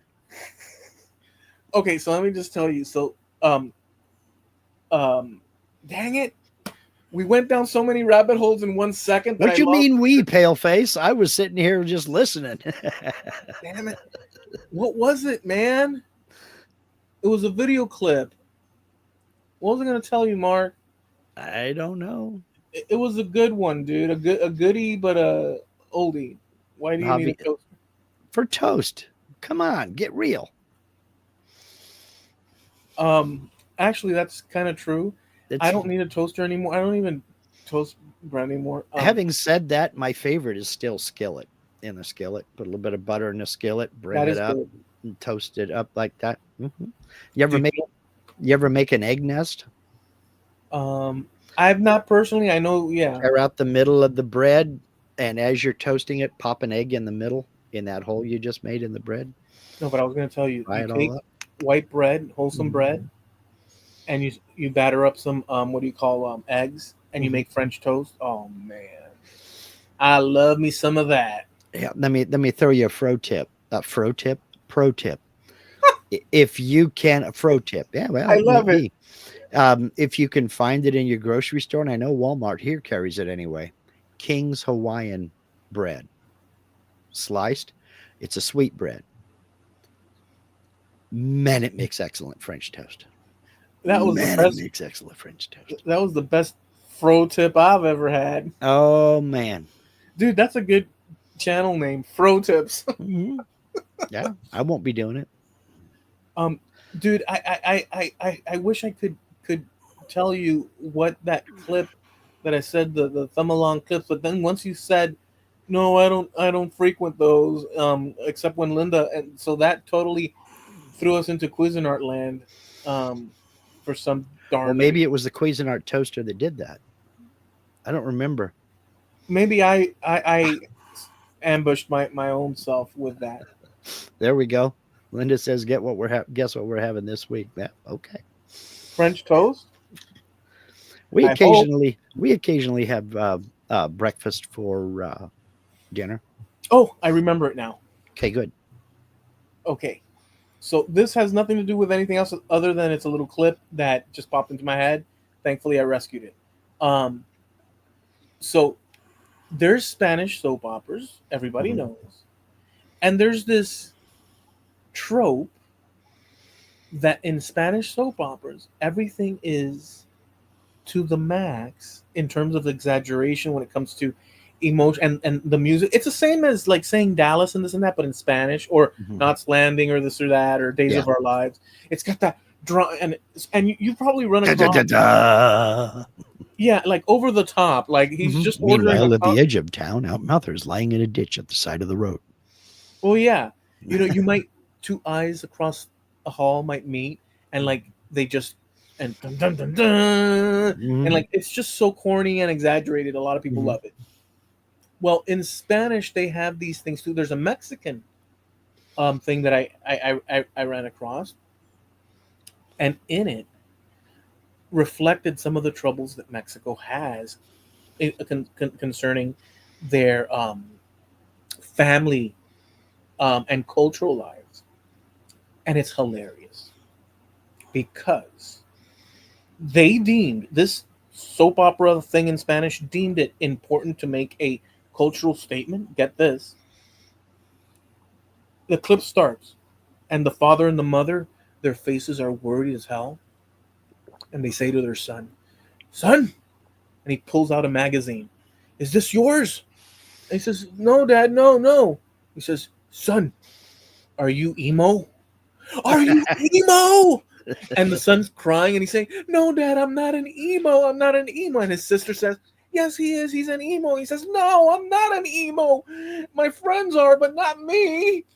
And the whole thing was making emo, for some reason, for them in their culture, it signifies something horrible. Which I mean, I understand emo's kind of dark and this and that, but to them, it was like, like almost like, "Dad, I'm getting married to two Siamese twins," and like it's almost some sort of shock to them. It was. Hmm. I sat here pissing my pants laughing. It made no sense. Who cares if your son? What if he's a skater? Are you worried about that? It was hilarious, Mark. Whatever. If you run across it ever, I mean, it's in Spanish, but the point is, he's like, and the close up of the dad's face, and he's like really upset. He's like, "Are you emo?" And so emo is a big problem for them. Hmm. Why? Your guess is. In fact, I could ask AI and find out, but whatever. Well, that was my bit. Javi says, "What? Okay, what the heck is emo? Emo is just short of oh my god, goth. It's like goth. It's just shy of goth. Emos want to kill themselves. Goths want to kill everybody else. All right. Damn, dude, you've got a handle on that way better Yeah. than not. Well, I Dang, mean, that's the way it was explained to me. that's like perfect and stuff. Yeah, emo is this whole thing like dark and brooding. Hmm. And then you said the other one was what? What was your other one that you said that's Goth. similar? Goth. And goth is more into the nightmarish Adams family Hmm. sort of like thing. Yeah. And emo's more like quirky slash dark. Hmm. Yeah. It is what it is. Emo is black fingernail polish. Goth is black fingernail polish and black lipstick, and your name is Gary. You know, Yeah. and the black eyeliner all the way around, looking like a raccoon. And hey, in school, just as actually, I want to know before we. Okay. So, Mark, in school, out of the different variation groups, Hmm. where would you have placed? And the same for everybody there. Um, where would you guys have placed as far as groups? It was me and about Oh, let's see, about 10 of us. My little friend circle, we didn't really fit in with any of the groups. You had the cowboys, the urban cowboys. You know, the pickup with the rifle rack in the back, and they wore the button up shirt with the little silver tabs on the collar, and the boots and the whole thing. The urban cowboy kind of thing. That's great. Then we called them rah-rahs. They were basically the cheerleaders and the captain of the baseball team and the captain of the football team and all the goody two shoes. Then you had the stoners, which were the stoners. You know, half of them didn't make it to class. We were kind of on the outside looking at all that, going, "Yeah, I don't fit in with any of these guys."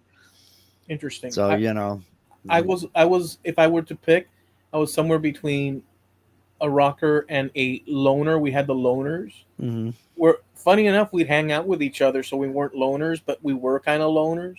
And then you had mm-hmm, the preppies or the kind of trendy type people, which were the mm-hmm, football and cheerleader types. yeah, Then you had true rockers where they were every day dressed as freaking like with rock t-shirts and stuff every day. mm-hmm, Whereas I did that occasional like on and off. mm-hmm, Um, and then you did have goths mm-hmm. types. So that was kind of the thing. How about the rest of everybody? Let's see. Javi says the nerds. Okay. There Li- were the nerds too, by the way. yes, there were the nerds, but we ranked them in with the rah rahs. They were just kind of, just straight laced. You know. Linda says I was cowboy, real cowboys, horses, cows, sheep, etc. That was another group. Um, but it's kind of unfair to say it's a group that was horse girls, and they were girls who had horses. They were in boarding stables because this is a suburban area in the San Francisco Bay Area. You had to go almost out of town to get out to an area where there was any kind of space to have a horse. And there were horse girls that's where they spend all their time. And they had a certain style. It's hard to pinpoint anything really, but you could look and say, "Oh, she's a horse girl," you know, that kind of thing. Let's see. Avi says I was an outlier. Had lunch with the stoners. Went to grade school with the jocks and the pop kids. Hung out in the yearbook room. Okay, okay. And my buddies in the band were all rockers. Okay. Jim Dockerel said I hung out with the brainiacs in my classes and also the trades guys in my other classes. Yeah. Yeah. I guess that would be the opposite, the male equivalent of the horse girls. They were seriously into horses, and the male counterpart to that was the trades guys, the guys who knew in high school they wanted to be carpenters or welders or something like that. And every elective class they could take had something to do with that. Very career oriented, and they wanted to be tradespeople. So let's see here. Hobby says no cowboys in Miami. I and two others were the only ones that wore boots, wanted to be taller. Okay, fair. And to be fair, Javi, there were no cowboys in the Bay Area either, but you couldn't convince them of that. I mean, they drove Ford Broncos or pickups and they dressed the part, but most of them had never seen a horse other than on TV. So, I wore boots too, by the way. yeah, I Based had on, a couple of pair. and that's not typical in Miami, but Hmm. I wore boots too. They were black. Hmm. I took off the little adornments on them. I Hmm. just wore them flat black, and it was based on basically '60s rock and roll, you know, legends. Uh, Did you have the engineer boots?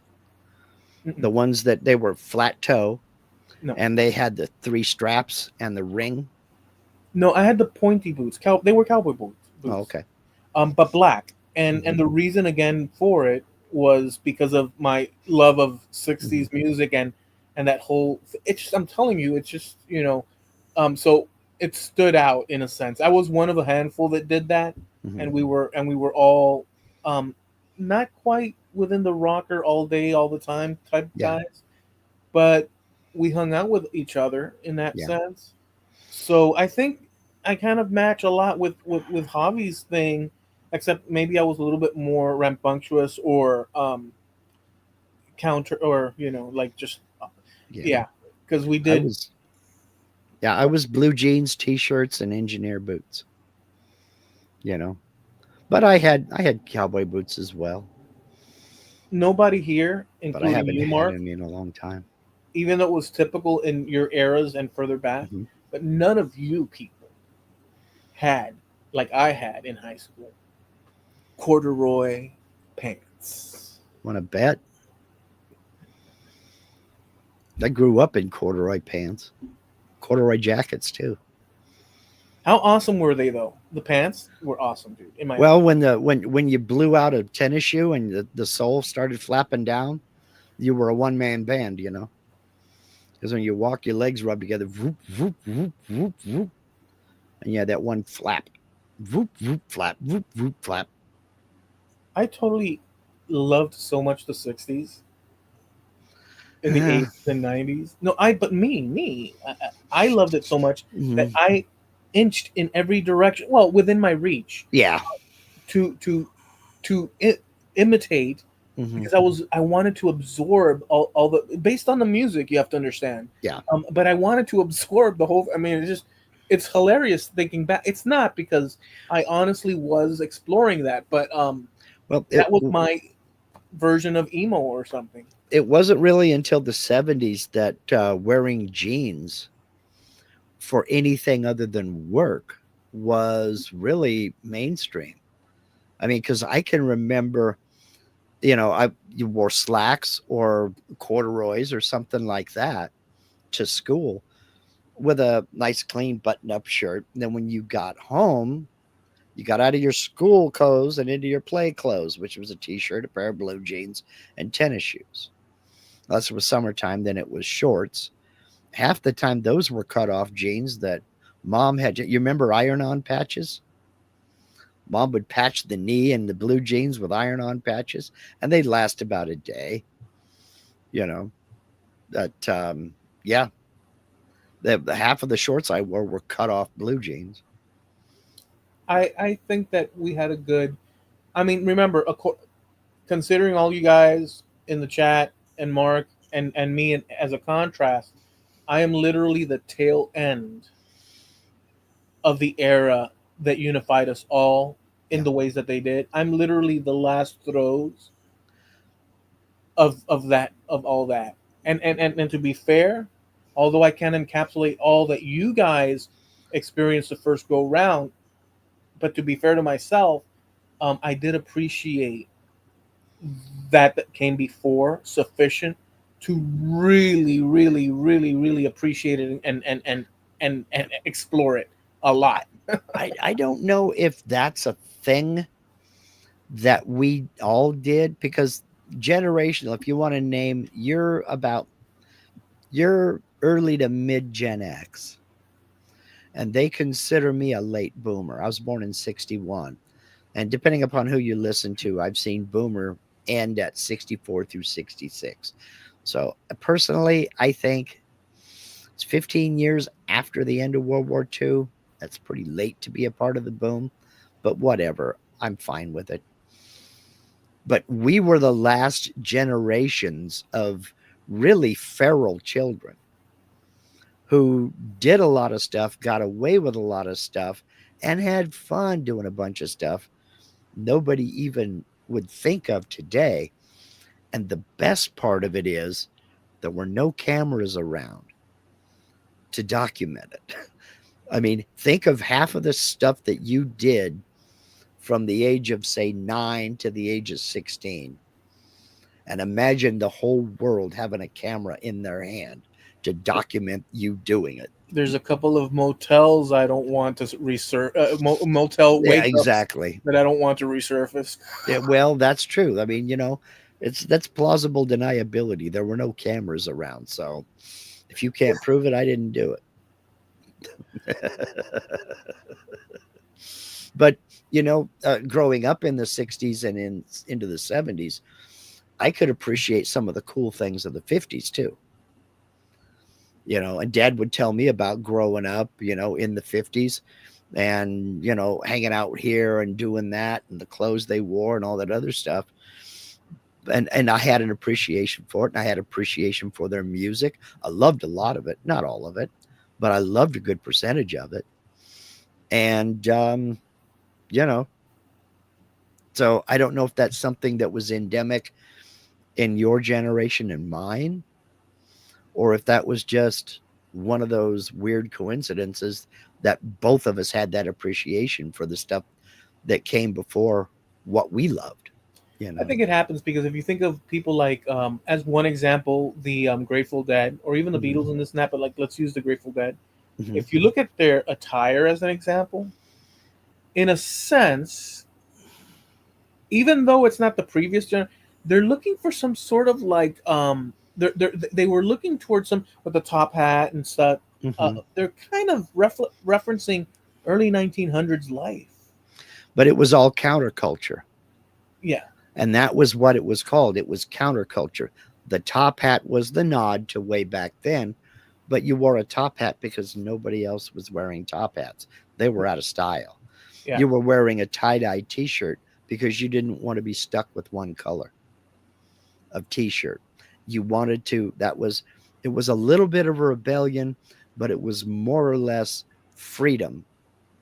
You can't pigeonhole me because I'm wearing all of the colors, Yeah. you know? One thing about that too, though, Mark, if you that had to have been an incredible shock to the older generation. It was. It was. And when the Beatles appeared on the Ed Sullivan show, if you go back and you look at some of the press at the time and everything else, there's these people were just long-haired hooligans, and they didn't really have that long a hair. By today's standards, they were nothing, you know. I asked my dad about the hippies one time. I've told Hmm. you this before, but I'll say it because it's appropriate now.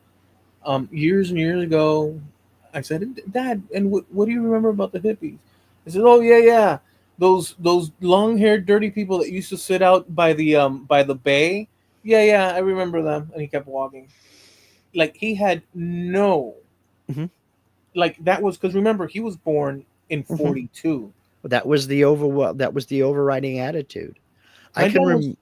my dad was from way back when Hmm. compared to as you know, I was born like you and I have parents that were in a similar Hmm. born Born in, in the '40s, yeah. which is incredible to think about because Hmm. uh, of the differences in age that we have. But whatever. Yeah. But that was the overall thinking of that's what hippies were. They were long haired, they were dirty, they were nonconformist. They didn't blend in with society, which is what they wanted. But I can remember on the Red Skelton show on network television, he had these characters, Gertrude and Heathcliff, two seagulls. And he would tuck his thumbs under his arms and flap his arms like that to indicate they were birds. And Gertrude and Heathcliff would tell each other jokes. And what weighs 10,000 pounds and stinks? I don't know. A hippopotamus. And that was on network TV, Yeah, you know. So that was how mainstream folks thought of them. They thought they were counterculture in that we are going against everything that makes you conformist and part of mainstream culture. So if that means I'm a male and I grow my hair down past my shoulders and I have a beard down to here, I don't fit in with your suit and tie mentality. I don't want to sit in an office. I want to sit out on the streets and busk with my guitar. You know, um, let's see here. Greg says you wore full length peasant dresses, so you didn't have to shave your legs, or so I heard. They just wore bell bottom pants, and some of them wore dresses, But you guys are but more 70s though. In my opinion, I mean, I know that there's yeah, well, you got to remember, I was born in '61, so in 1970, I was 9 years old. that's You know. that's that's pretty serious. You experience the whole breadth of everything, but the reason I say is that my dad was way outside that scope of the hippie thing, Hmm. but because of age and such, and his interests were like totally not. But my Hmm. mom was perfectly in line with that age, Hmm. and she had a beehive, Yeah, and she would do the eyeshadow thing where it was like fluorescent and whatnot, yeah. and the dresses. I have photos of her. It was perfect. So in a without being a hippie necessarily, but Hmm. totally within the age of that, Hmm. um, she she would have been perfectly aligned with that, and she was. And what the reason I'm saying this is that I'm a result of that era, although they Hmm. had a different particular history than the mainstream American United States thing. Um, um, but your parents would have more or less see. That's what I'm trying to get at. Like you are a product of that hippie transition, and you lived it. But do you would you fit in your mind? No, I was a spectator. I mean, like I said, until about the age of 12 or 13. So we're looking at 72, 73, maybe 74. It was you went to school in nice clothes and you came home and you got in your play clothes. You know, getting a t shirt that had any kind of artwork or logo or anything like that on it. Was wild. I had one, and that was it. You know, the rest of it was all uh, pocket tees or just regular Hanes t-shirts. Was it you that asked for an 8 track for your birthday Yeah, I got an yeah. I asked for an 8 track recorder for Christmas. Yeah. in that 70s show, Mark? Which I don't know if Mhm. you've ever watched. No. I so recommend it, dude. It's so much fun. Anyways, in it, um, what was his name? Uh, I don't know. Eric. Eric Mhm. Foreman. Eric said, "Guys, for this Christmas, it was sometime in the 70s. I want a car 8 track. Remember, it's an 8 track recorder." And what was the one that came before that? There was the 8 track, and then there was the other one. Well, 8 track was There there was were another in there was a between. couple of other formats out there, but you basically went from reel to reel to 8 track to cassette. No, for the cars, for the cars. Yeah, the earliest one I remember was 8 track. Okay, so I forget which one he didn't want. Hmm. I think he wanted I think he would have wanted a tape and didn't want an 8 track. I think that that's what the case. Because Yeah. tapes came along in 70 something, right? Yeah, cassettes got started getting a lot more popular in the 70s, and 8 tracks were 60s, late 60s. Okay, so Eric made it a point to his parents, guys, and this is all 70s, like everything is done up 70s Hmm. style. So it's really cool. They really match it. And he says, guys, whatever you do, I says, yes, yes, son, yes. And he would come around kitchen and stuff every now and then leading up to Christmas. Guys, don't forget, it's not this. It's actually a tape deck for my car. And says yes, and then the Christmas comes and they give him the package. Says, son, it's just what you wanted. We remembered. We love you. And he opened it up, and it's an 8 track. They didn't listen whatsoever. He's like, Yep. guys, it's one of those jokes in the thing, but it's hilarious Yeah. Yeah. because to them it's the same thing. It's music. Just put Yeah. it on and shut up. Put it in and shut up. Um, Fun fact, the 8 track was invented by Bill Lear, the builder of the Learjet. The more you That's know. interesting. All right. I think it's time to land the plane. We went a little bit long, and I got Okay. to get up and move about. Okay. All right, guys. We go live every Tuesday at 9:30 Eastern, 6:30 Pacific Coast time, right here on the Trampled Underfoot podcast show here on YouTube.